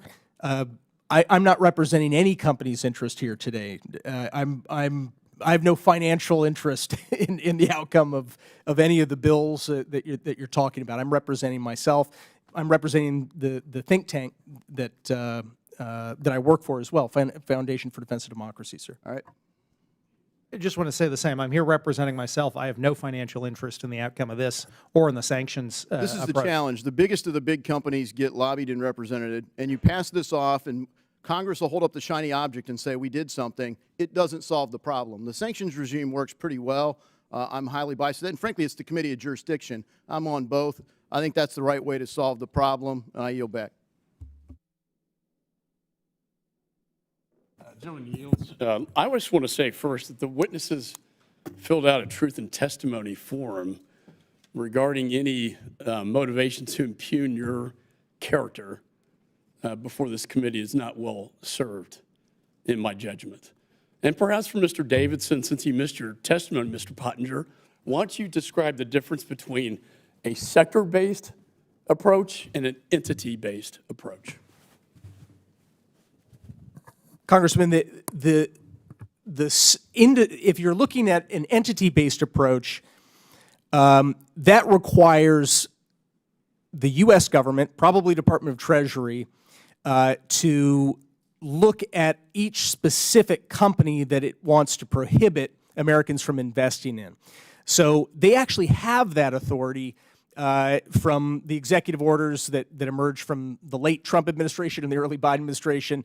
But only 68 companies, to my knowledge, were ever actually designated for prohibition on U.S.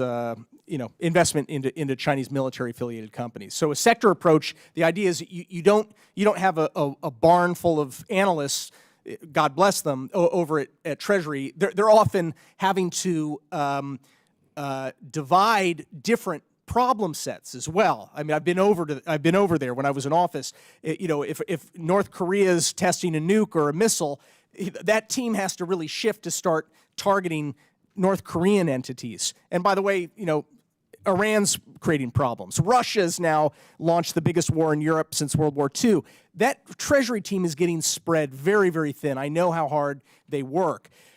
If you have a sectoral approach that just says, look, Americans, U.S. persons are not allowed to invest in these particular sectors that are relevant to China's military and surveillance state, as well as Russia's, North Korea's, and Iran's, it makes it simpler, and it's less resource intensive for the U.S. government. So it, in fact, provides more clarity to the private sector and businesses, correct?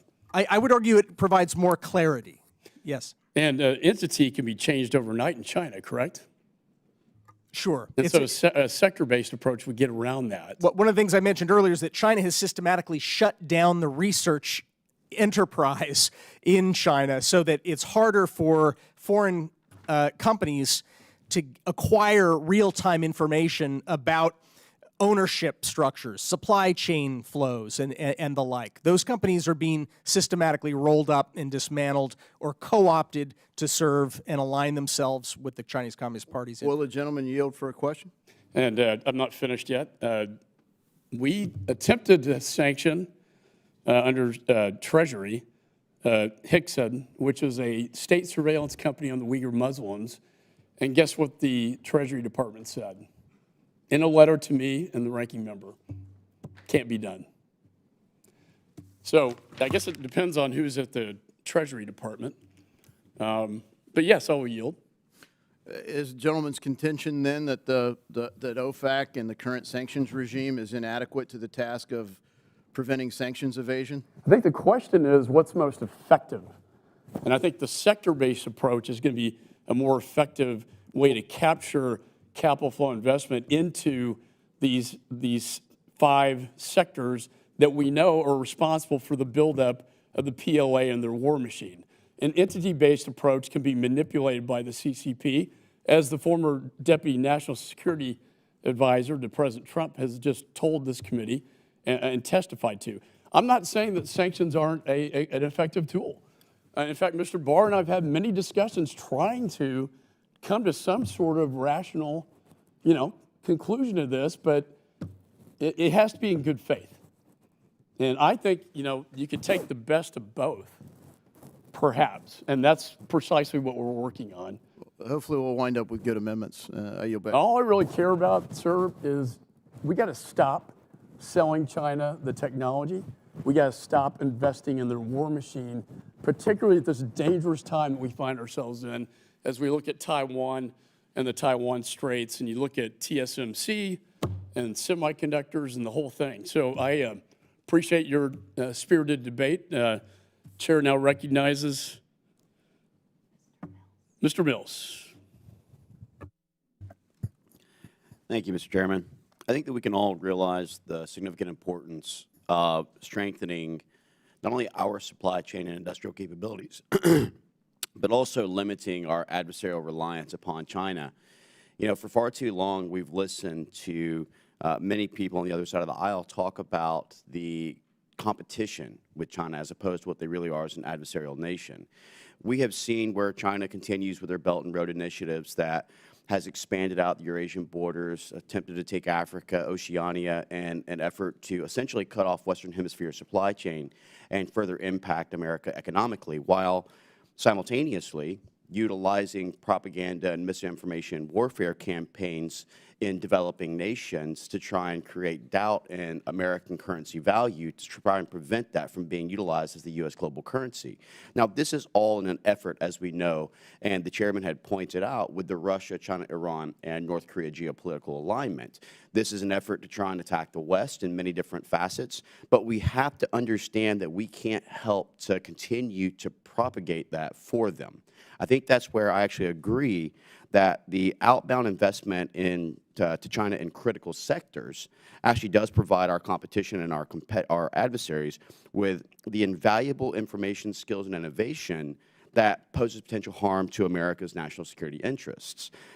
Dating back to the 1990s and potentially even earlier, there are obvious instances in which U.S. investments on the ground floor of Chinese tech startups have been instrumental in developing China's current surveillance, defense, and other technological capabilities that threaten the U.S. interests at home and around the world, and also advancing their alliances.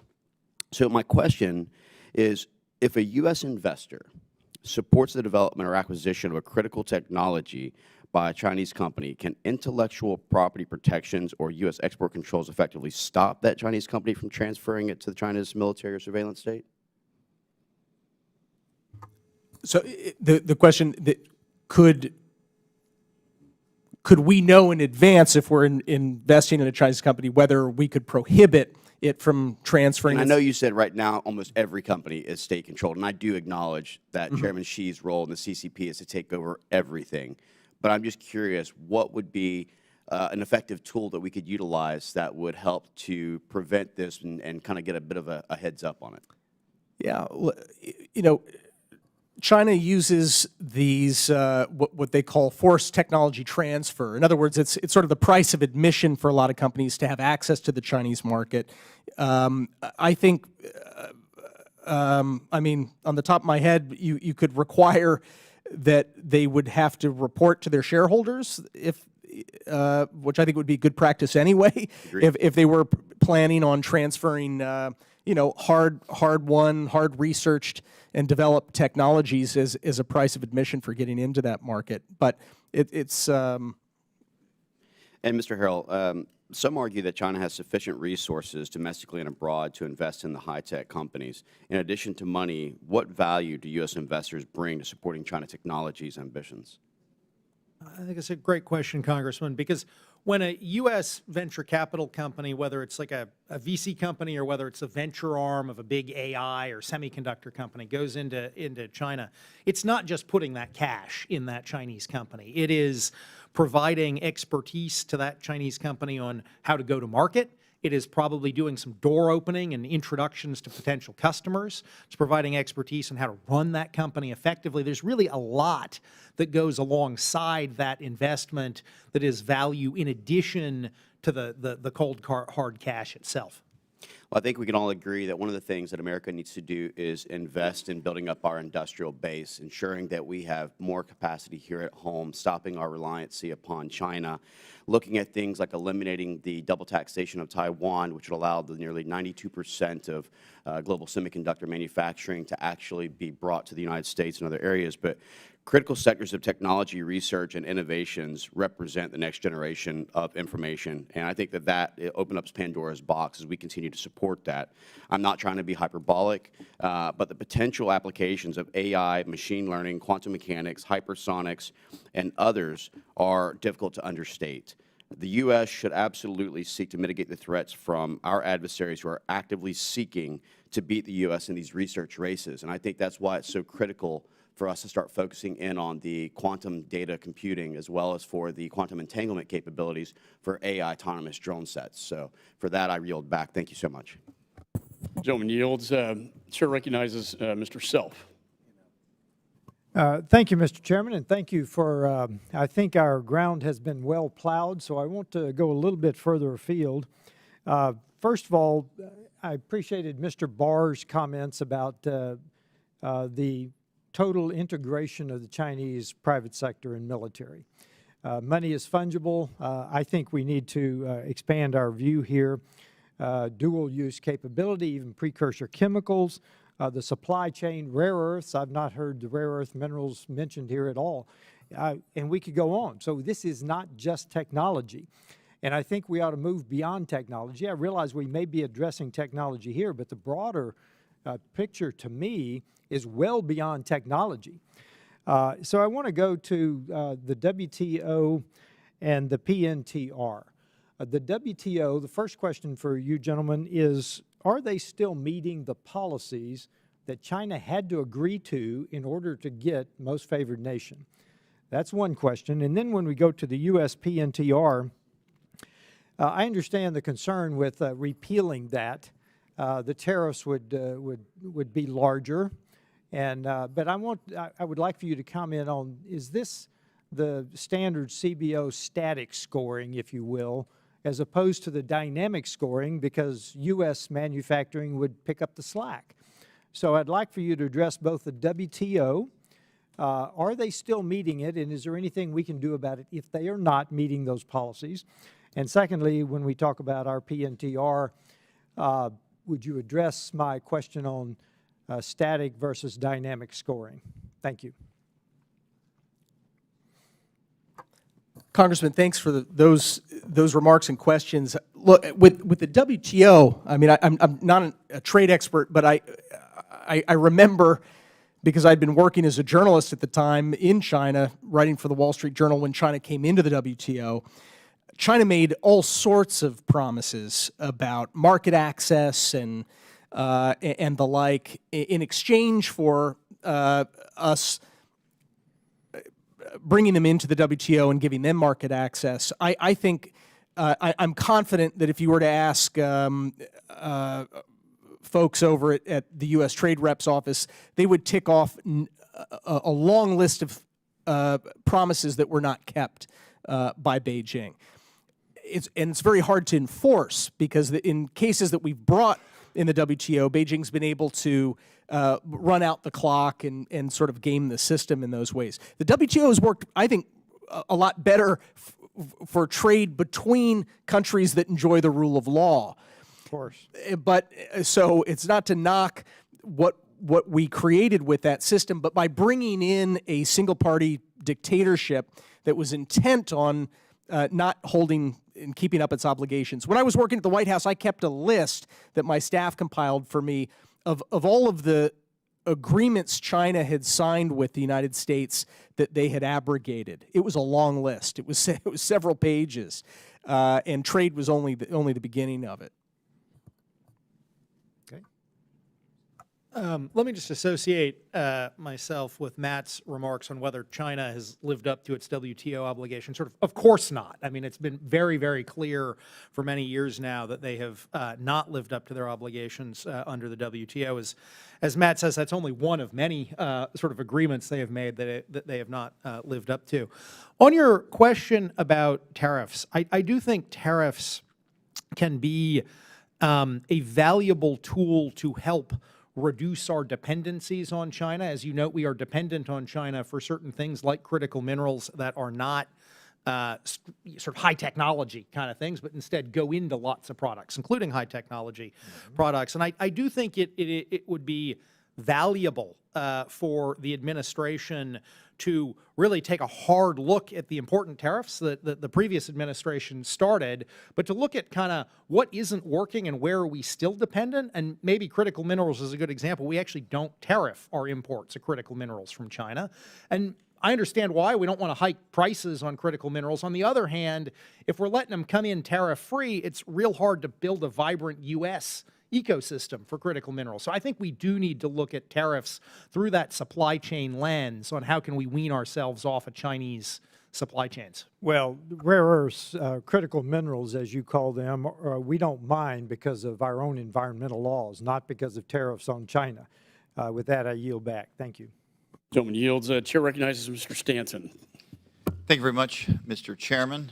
I want to thank you and Ranking Member Meeks for holding this important hearing today and for your leadership on H.R. 6349. It is much appreciated and much needed. The United States and U.S. companies are strong in large part because of our commitment to open capital markets and a belief that free-flowing capital and knowledge will lead to innovation. But spending that capital on critical technology innovation in China can lead to serious problems, specifically as it relates to national security. For example, prior to President Biden's August 9th executive order, U.S. entities were able to invest in China's Semiconductor Manufacturing International Corporation, also known as SMIC. First question is for Mr. Harrell. Could you tell us why SMIC's technology might worry the United States of America? SMIC is one of China's major semiconductor development firms. And one thing we have seen over the last year and a half, particularly as the U.S. has put pressure on China to deny them access to tooling, is we've seen SMIC and other Chinese companies double down on trying to develop things indigenously in China to overcome the restrictions we've put on their semiconductor sector. And I think the fact we are seeing China double down makes it all the more important to make sure the wall that we have in those key high-end semiconductors is even higher, which is why I think it's so important to focus on investment in that sector as well as export controls. Same question, or another question for you, Mr. Harrell. When American companies or venture capital firms invest in a business, including in China, they also provide know-how, technical transfers, and legitimacy to those businesses. Can you tell me why sharing this with China's critical technology sector will hurt U.S. interests?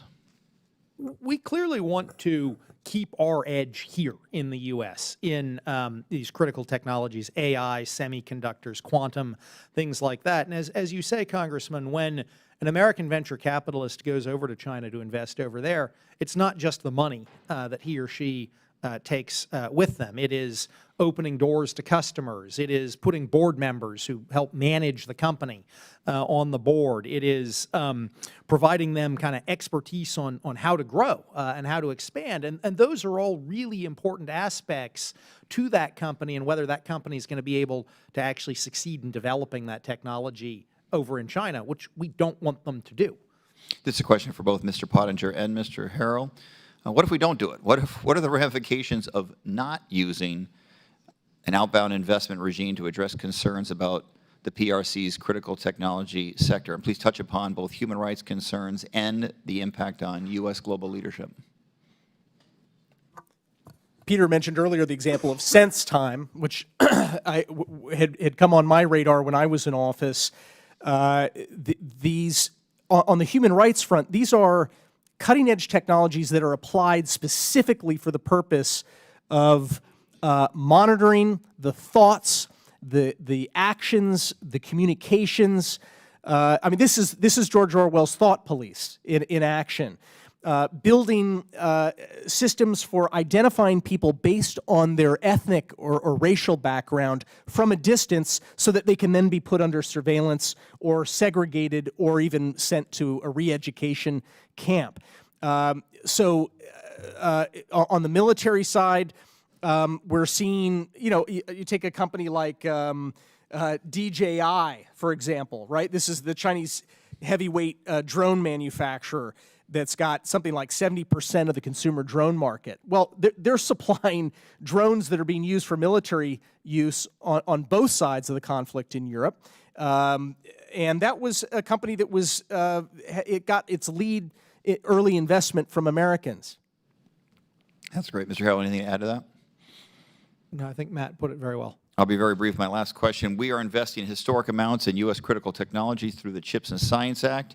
It's so important for the United States to be a leader in semiconductor production and not to undercut our investment by also giving a leg up to China in this crucial sector. U.S. Chamber of Commerce supports the Biden administration's efforts to develop a thoughtful regime that safeguards American national security and economic leadership without unnecessarily restricting beneficial U.S. business activity. Mr. Harrell, can you describe how the Biden administration's tiered approach in the August 9 executive order tries to balance national security and be beneficial to business activity? I think the Biden administration and I think legislation this committee is looking at really provides an important, highly tailored approach, right? We're not talking about all sectors. We're not talking about all or even most investment. We're talking about a set of investment in sectors that we know are critical to our technological and national security edge. The Biden administration, I think the legislation would accomplish the same goal, would also have plans to provide clear guidance on what are the investments that are prohibited to make it reasonably straightforward for companies to know what they can and can't do so that they aren't just going to have to hire, armies of lawyers to advise them on it. So I think we do want, and I think we are expecting very clear guidance on definitions and what kinds of investments are off limits. Thank you so much. I yield back. So when yield, chair recognizes Mr. Hill. Thank the chairman.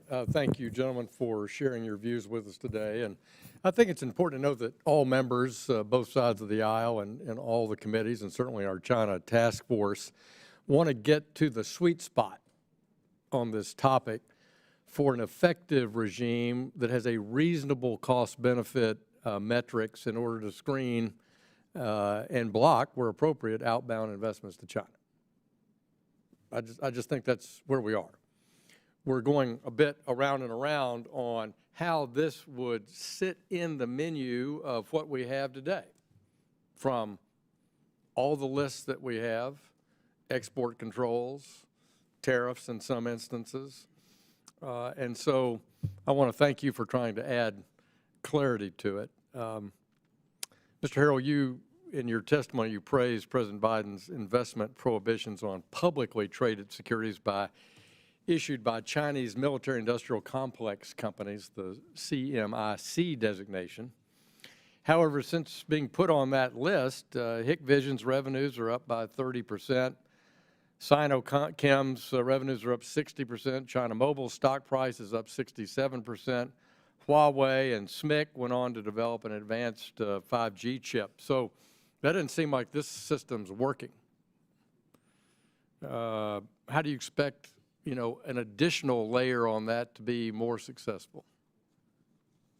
So I think, Congressman, thank you for the question. I think it's important to think through different kinds of goals we have with respect to limiting investment in China. So I think that the goal of the Biden administration's executive order from last year is really to go after investment in these kind of early stage companies that are developing technologies.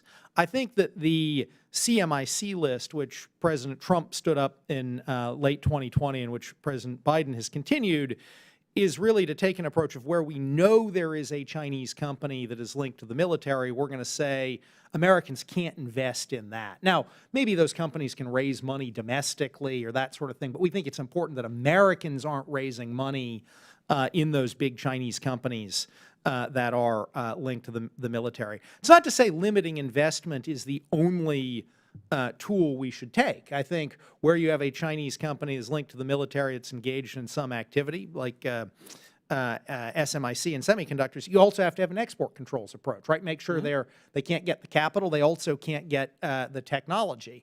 And if we find that isn't working, maybe at that point we need to look at additional measures. But I think that the I'll leave it at that. Yeah, let me follow up on that and say, so that's U.S. only, but if we want to maximize the impact to remove the fungibility aspect of this and everybody trying to make a living, wouldn't having whatever decision we take here being put on the OFAC list and governed by the Treasury gives us some G7 clout on enforcing like a sanctions regime. So if you wanted to have maximum pressure campaign here, to use a phrase, you might have, they'd be on the list, they would have export controls over the certain technologies, they'd have a prohibition on investment, and they'd be sanctioned so that our G7 colleagues would actually put them on the list and not actually go,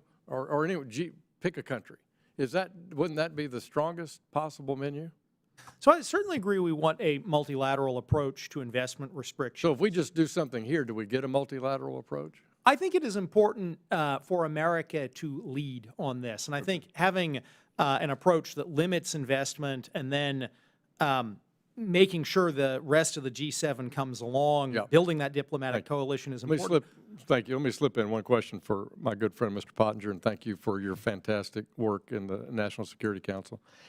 The sector approach, I got it. I think every bill we're talking about has identified the sectors now. But some of them have really broad listings. You're proposing, or I heard maybe Mr. Harrell say, might leave that to regulatory definitions. But AI, for example, I can't think of anything more broad. It's integrated in every single thing every single person does. Won't that require an army of lawyers to figure out? What's your thought there, Matt? Yeah, Congressman, it's good to see you. Look, no question. I mean, AI is tricky. What Peter was laying out earlier was sort of a nexus for looking at where there's a reasonable use case for military and intelligence uses. So the application on the one hand, and the other is the power of the actual model that's making possible all those applications, and looking at that. I think that it's not clear cut. I would agree. AI is, it's a big deal. But I would say this though: AI is already being weaponized against us by a company that Americans invested in, ByteDance. It's a TikTok platform. But I'll yield back, Mr. Chairman. That's an example of where naming that company is better than saying we want to cut off investment to AI. I'll yield back to the chair. Well, I appreciate the gentleman's diplomacy. I think there's a sweet spot here, as you said. hopefully we'll get some of this resolved tomorrow. The chair now recognizes Mr. McCormick. Thank you, Mr. Chair. U.S. investors partook in 58 investment deals related to China's semiconductor industry over the last 3 years and represented 17% roughly of all investments into the Chinese artificial intelligence industry. I'm a big free market guy, and I know we have some bills on the table to talk about investing and the kind of what the conversation is going on today. But Mr. Pottinger, specifically, given your experience in the Trump administration, how would you compare the Biden's administration versus the Trump's administration's limitations and direction as far as what could we do to keep us from investing? I know we talked about this kind of ad nauseum today, but specifically, how would you compare the administrations and the way they're facing down this specific problem? And obviously, we in Congress have some ability to affect this, and we want to. But what if you could compare side by side the most recent administrations? What's the difference? Yeah, I think it might actually be a good test case for how you eventually find that sweet spot, because there were some things that the Biden administration did that I wish that we had done in the Trump administration, and then there were a couple areas where the Trump administration was stronger on this specific area. For example, when President Trump signed those 2 executive orders limiting, prohibiting U.S. investment into Chinese companies, he included subsidiaries of those companies. So even though there was 40 some odd companies that the Department of Defense put on the list, that immediately accordioned out to about 1,100 companies. The Biden administration, I was disappointed that they got rid of the subsidiary requirement, but on the other hand, they expanded the authority to cover not only Chinese military-affiliated companies, but also Chinese companies that are involved in egregious human rights violations, the surveillance state stuff that we've been talking about. That was a good move. So I think if you put these things together, you end up with a stronger whole. Okay, great. And so that doesn't really necessarily increase, our proposed bills don't necessarily increase executive permission. It's basically an overall blanket to help us direct money away from these Chinese. I think one of the things it does, I mean, if you've got a law to support, in essence, the Trump and Biden executive orders, you give it much more credibility. You give spine to executive branch officials who might be afraid that they're going to get sued by the companies that end up in the crosshairs. But if you've got a law behind that, a court in the United States is going to give that a lot more weight than a mere pen stroke from a president. Excellent. Mr. Matheny, do you believe that had the United States banned outbound investments to Chinese about 15 years ago or so, it would have made a difference in the ultimate outcome of the advancement of AI and other technologies that are possibly harmful in the competition and strategic outcome with what we've done? It's obviously hard to know the counterfactual history, but I think there are many cases over the last 15 years where we have seen a U.S. investor come in to a Chinese high-tech company. We talked earlier about SenseTime.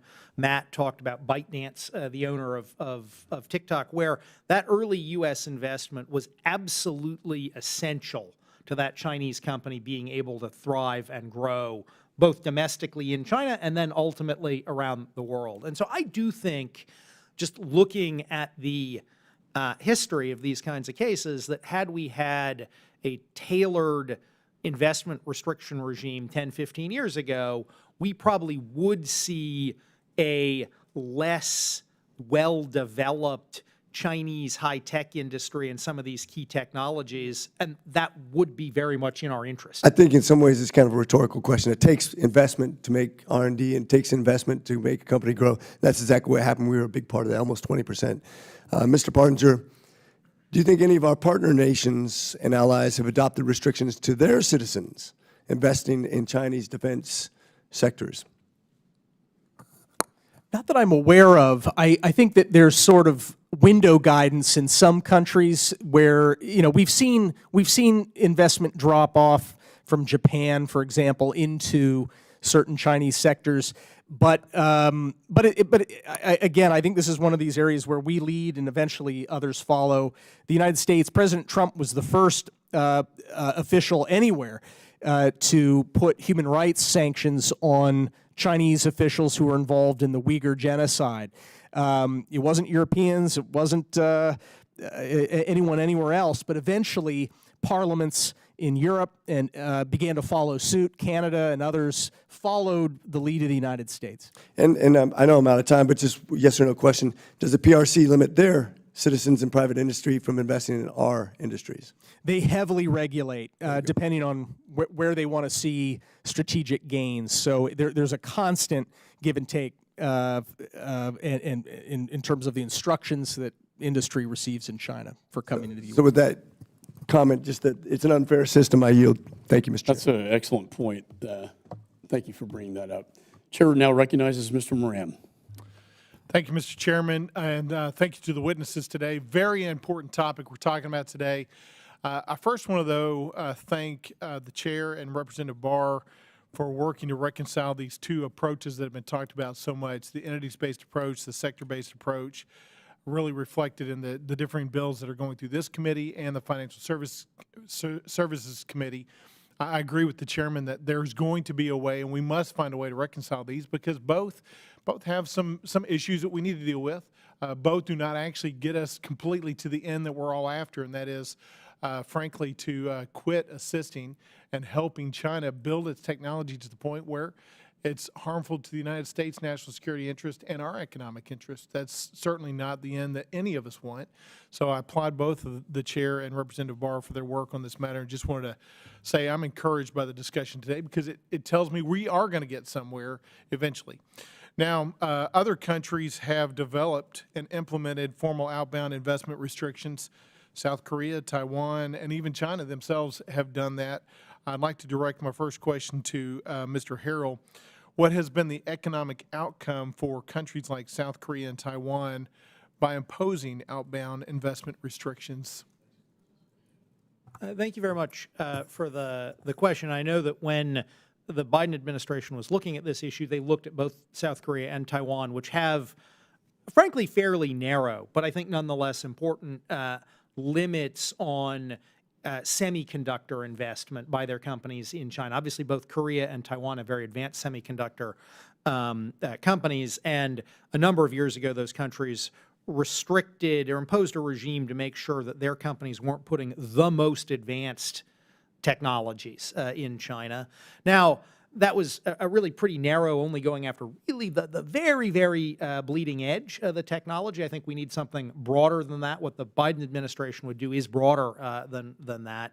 But what the reality, looking at those cases, is the costs were quite limited. I mean, South Korea and Taiwan have the world's most successful, or among the world's most successful semiconductor companies. We obviously have some here too. And so I think what that experience shows is that you very much can impose a tailored and scoped restriction on investment in China and have very much a global leading company here at home. Thank you, Mr. Pottinger. Do you have anything to add to that? I think that covered it pretty well. Good. I also want to ask you guys about the fact that China openly seems to want to overthrow the U.S. dollar as a global currency. They have partnered with countries to create BRICS. As you know, we've seen the BRICS conference. There's an argument that something such as BRICS would offset U.S. financial leadership, and that a concept like outbound investment will expedite that shift. On the contrary, though, if the U.S. develops an outbound regime, we would, in my opinion, be able to garner support from allies like Japan and the UK to develop their own. Mr. Pottinger, I'll start with you this time. How impactful would that be for the U.S. national security for us to do that? Well, I do think that there's an argument that can be made, and I've heard it made by Treasury officials, that if we overuse our SDN sanctions authority, it creates an incentive for other governments, particularly adversarial governments, to try to find workarounds to the U.S. dollar. So that might be a consideration as well in this debate. But if I understood correctly, your broader point is, what is China doing to try to undermine? That's correct. Yeah, they are, on the one hand, asking their trade partners increasingly to settle trade in Chinese currency. They've launched a central bank digital currency, which I certainly wouldn't want my savings denominated in Chinese digital currency, which could just evaporate from your account at any moment. But that's another tool they're using. Perhaps the most important one is they're trying to build new plumbing for settling transactions worldwide. So, like our SWIFT banking system, they're trying to come up with successor systems to that bypass U.S. dollar and Treasury. And before my time is up, I want to ask you about one more thing that Mr. Barr mentioned, because one of the holes that we're trying to fix here is that if we go at this alone, we still have the problem that many of our allies around the world can still invest in China, and they will not feel hardly the impact of what we need them to feel to be able to change their behavior. So what are we doing to work with other nations to ensure that whatever we do here, they are joining us in that effort against China? I think in part it's pointing to the example of what happened with Ukraine, where companies still wanted to get in there and open shops or buy oil or what have you from Russia, and people convinced themselves that commerce would mitigate against something as crazy as invading your neighbor and getting hundreds of thousands of people killed. But that's exactly what Vladimir Putin did. I think it's simply leading our allies to see the long-term benefits of tackling this problem. I think many of them will. Thank you to both of you guys. Mr. Chairman, I yield back. Gentleman yields. We have two more members if the two witnesses have the time. Mr. Huizinga. Hey, thank you, Mr. Chairman. And let me first start by saying I know this is a issue that is near and dear to you. It's certainly an issue that's near and dear to me and Mr. Barr and others. We've got a number of folks on the Foreign Affairs Committee who also serve on the Financial Services Committee, which has been sort of the epicenter of a lot of the sanctions regimes that have gone on. And you know, my own experience goes back to my third term, where I was named chair of the Monetary Policy and Trade Subcommittee and was brought in for a SCIF review regarding a CFIUS review of A123 battery, a company that was sold to a Chinese company. Michigan's been sort of the epicenter of a lot of the debate surrounding batteries and Goshen, for example.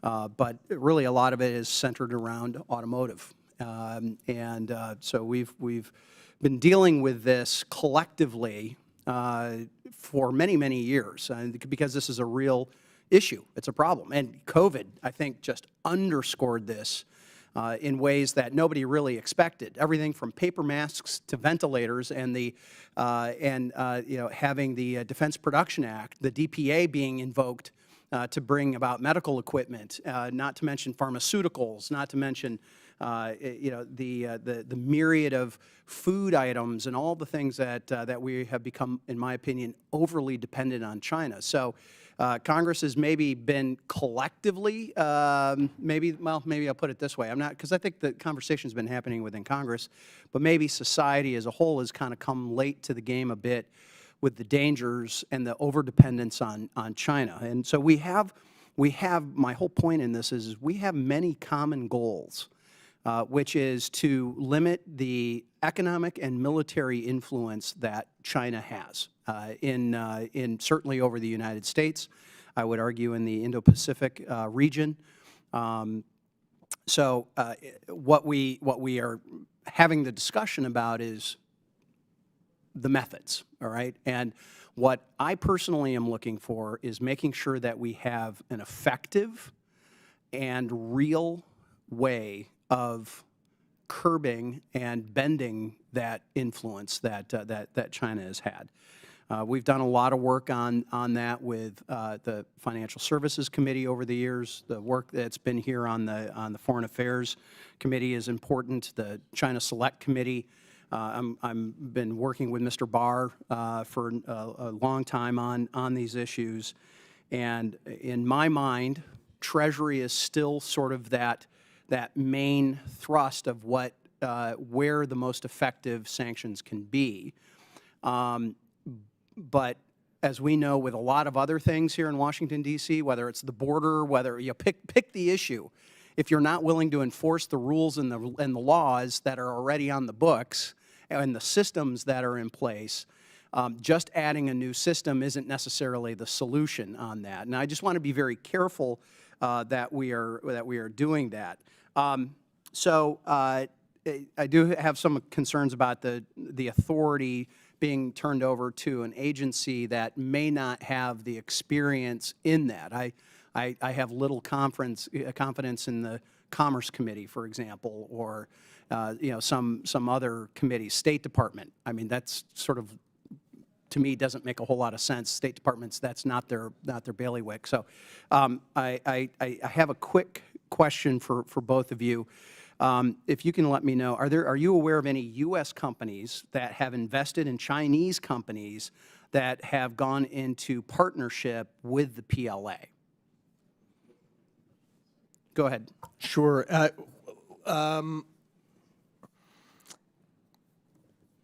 One that I was looking at as I was crafting the testimony was a company called 4Paradigm.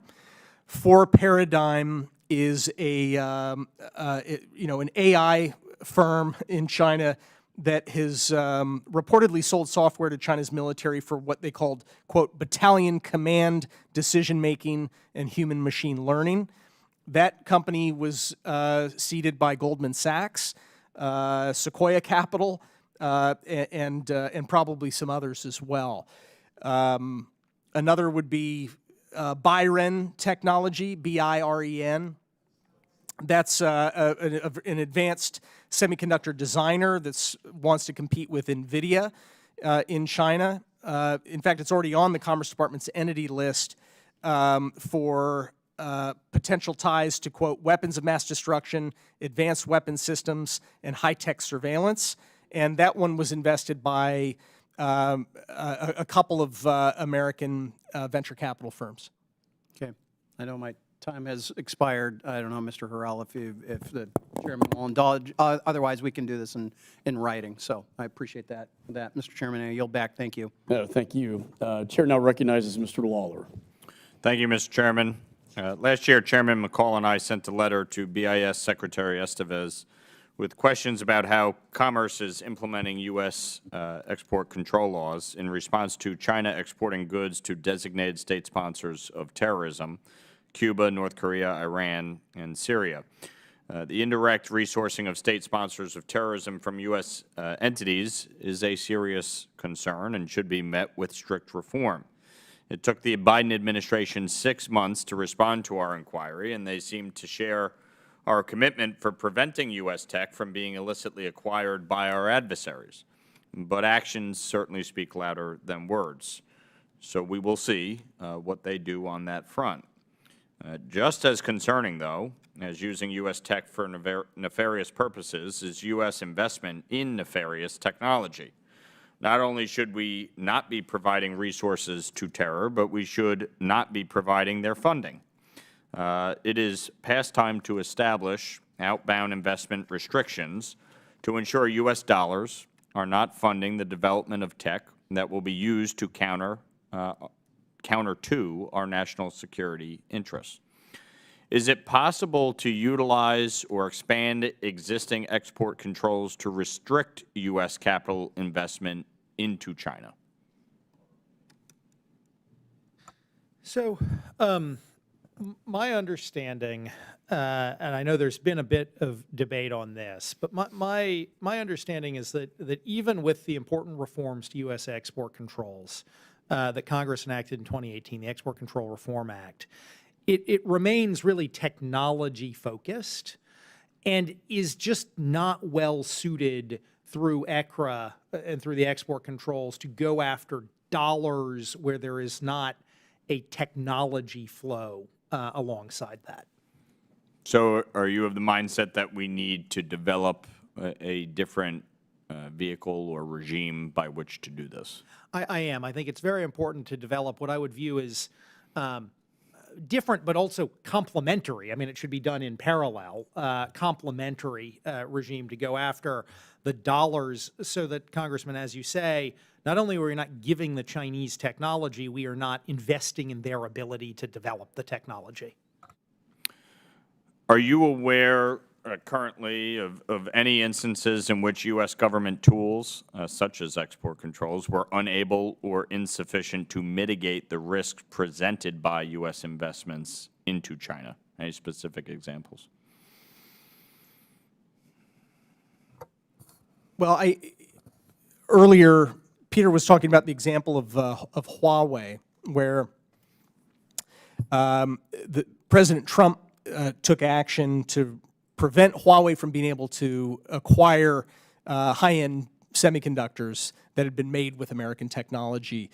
That approach bought time. It slowed down Huawei, but ultimately they were able to fashion a workaround using new companies that they had established, bringing in equipment that hadn't really been geared for sale to Huawei, but ended up in service of Huawei's goals. So I think with investment, it's sort of a similar principle at work, except it's the capital flows as opposed to the technology. The capital, by limiting the capital flow, you're able to go after early stage things that you wouldn't see in time to apply necessarily an export control restriction. This past May, leaders of the G7 countries issued a joint statement recognizing that outbound investment could be important in complementing existing export controls and inbound investment controls as well. When President Biden issued Executive Order 14105, which focused on outbound investment in August, to your knowledge, did he consult further with our G7 partners? My understanding is that the administration has been in very active discussion with G7 partners, that American diplomacy was instrumental in getting that statement that you alluded to in May. I think ultimately the way the U.S. is going to get our partners to come along is a way we always have, which is a combination of us acting and us engaging in diplomacy. I think it's going to take the European Union, some of these others, a bit of time, but I am optimistic that with us acting and strong diplomacy by the executive branch, but also by Congress, we'll pull them along with us. Are you aware of any similar executive actions being taken by any of our allies and partners? So the European Union has begun a regulatory process to look at this. Obviously, we're going to have to keep up the pressure on them to get it over the finish line, but they have begun a regulatory process on this. Great. Thank you. I yield back. Gentleman yields. I want to thank the witnesses for their valuable testimony. Additional questions may be submitted by members of the committee that we'll ask you to respond to in writing. Pursuant to committee rules, all members may have 5 days to submit statements and questions for the record. Without objection, the committee stands adjourned.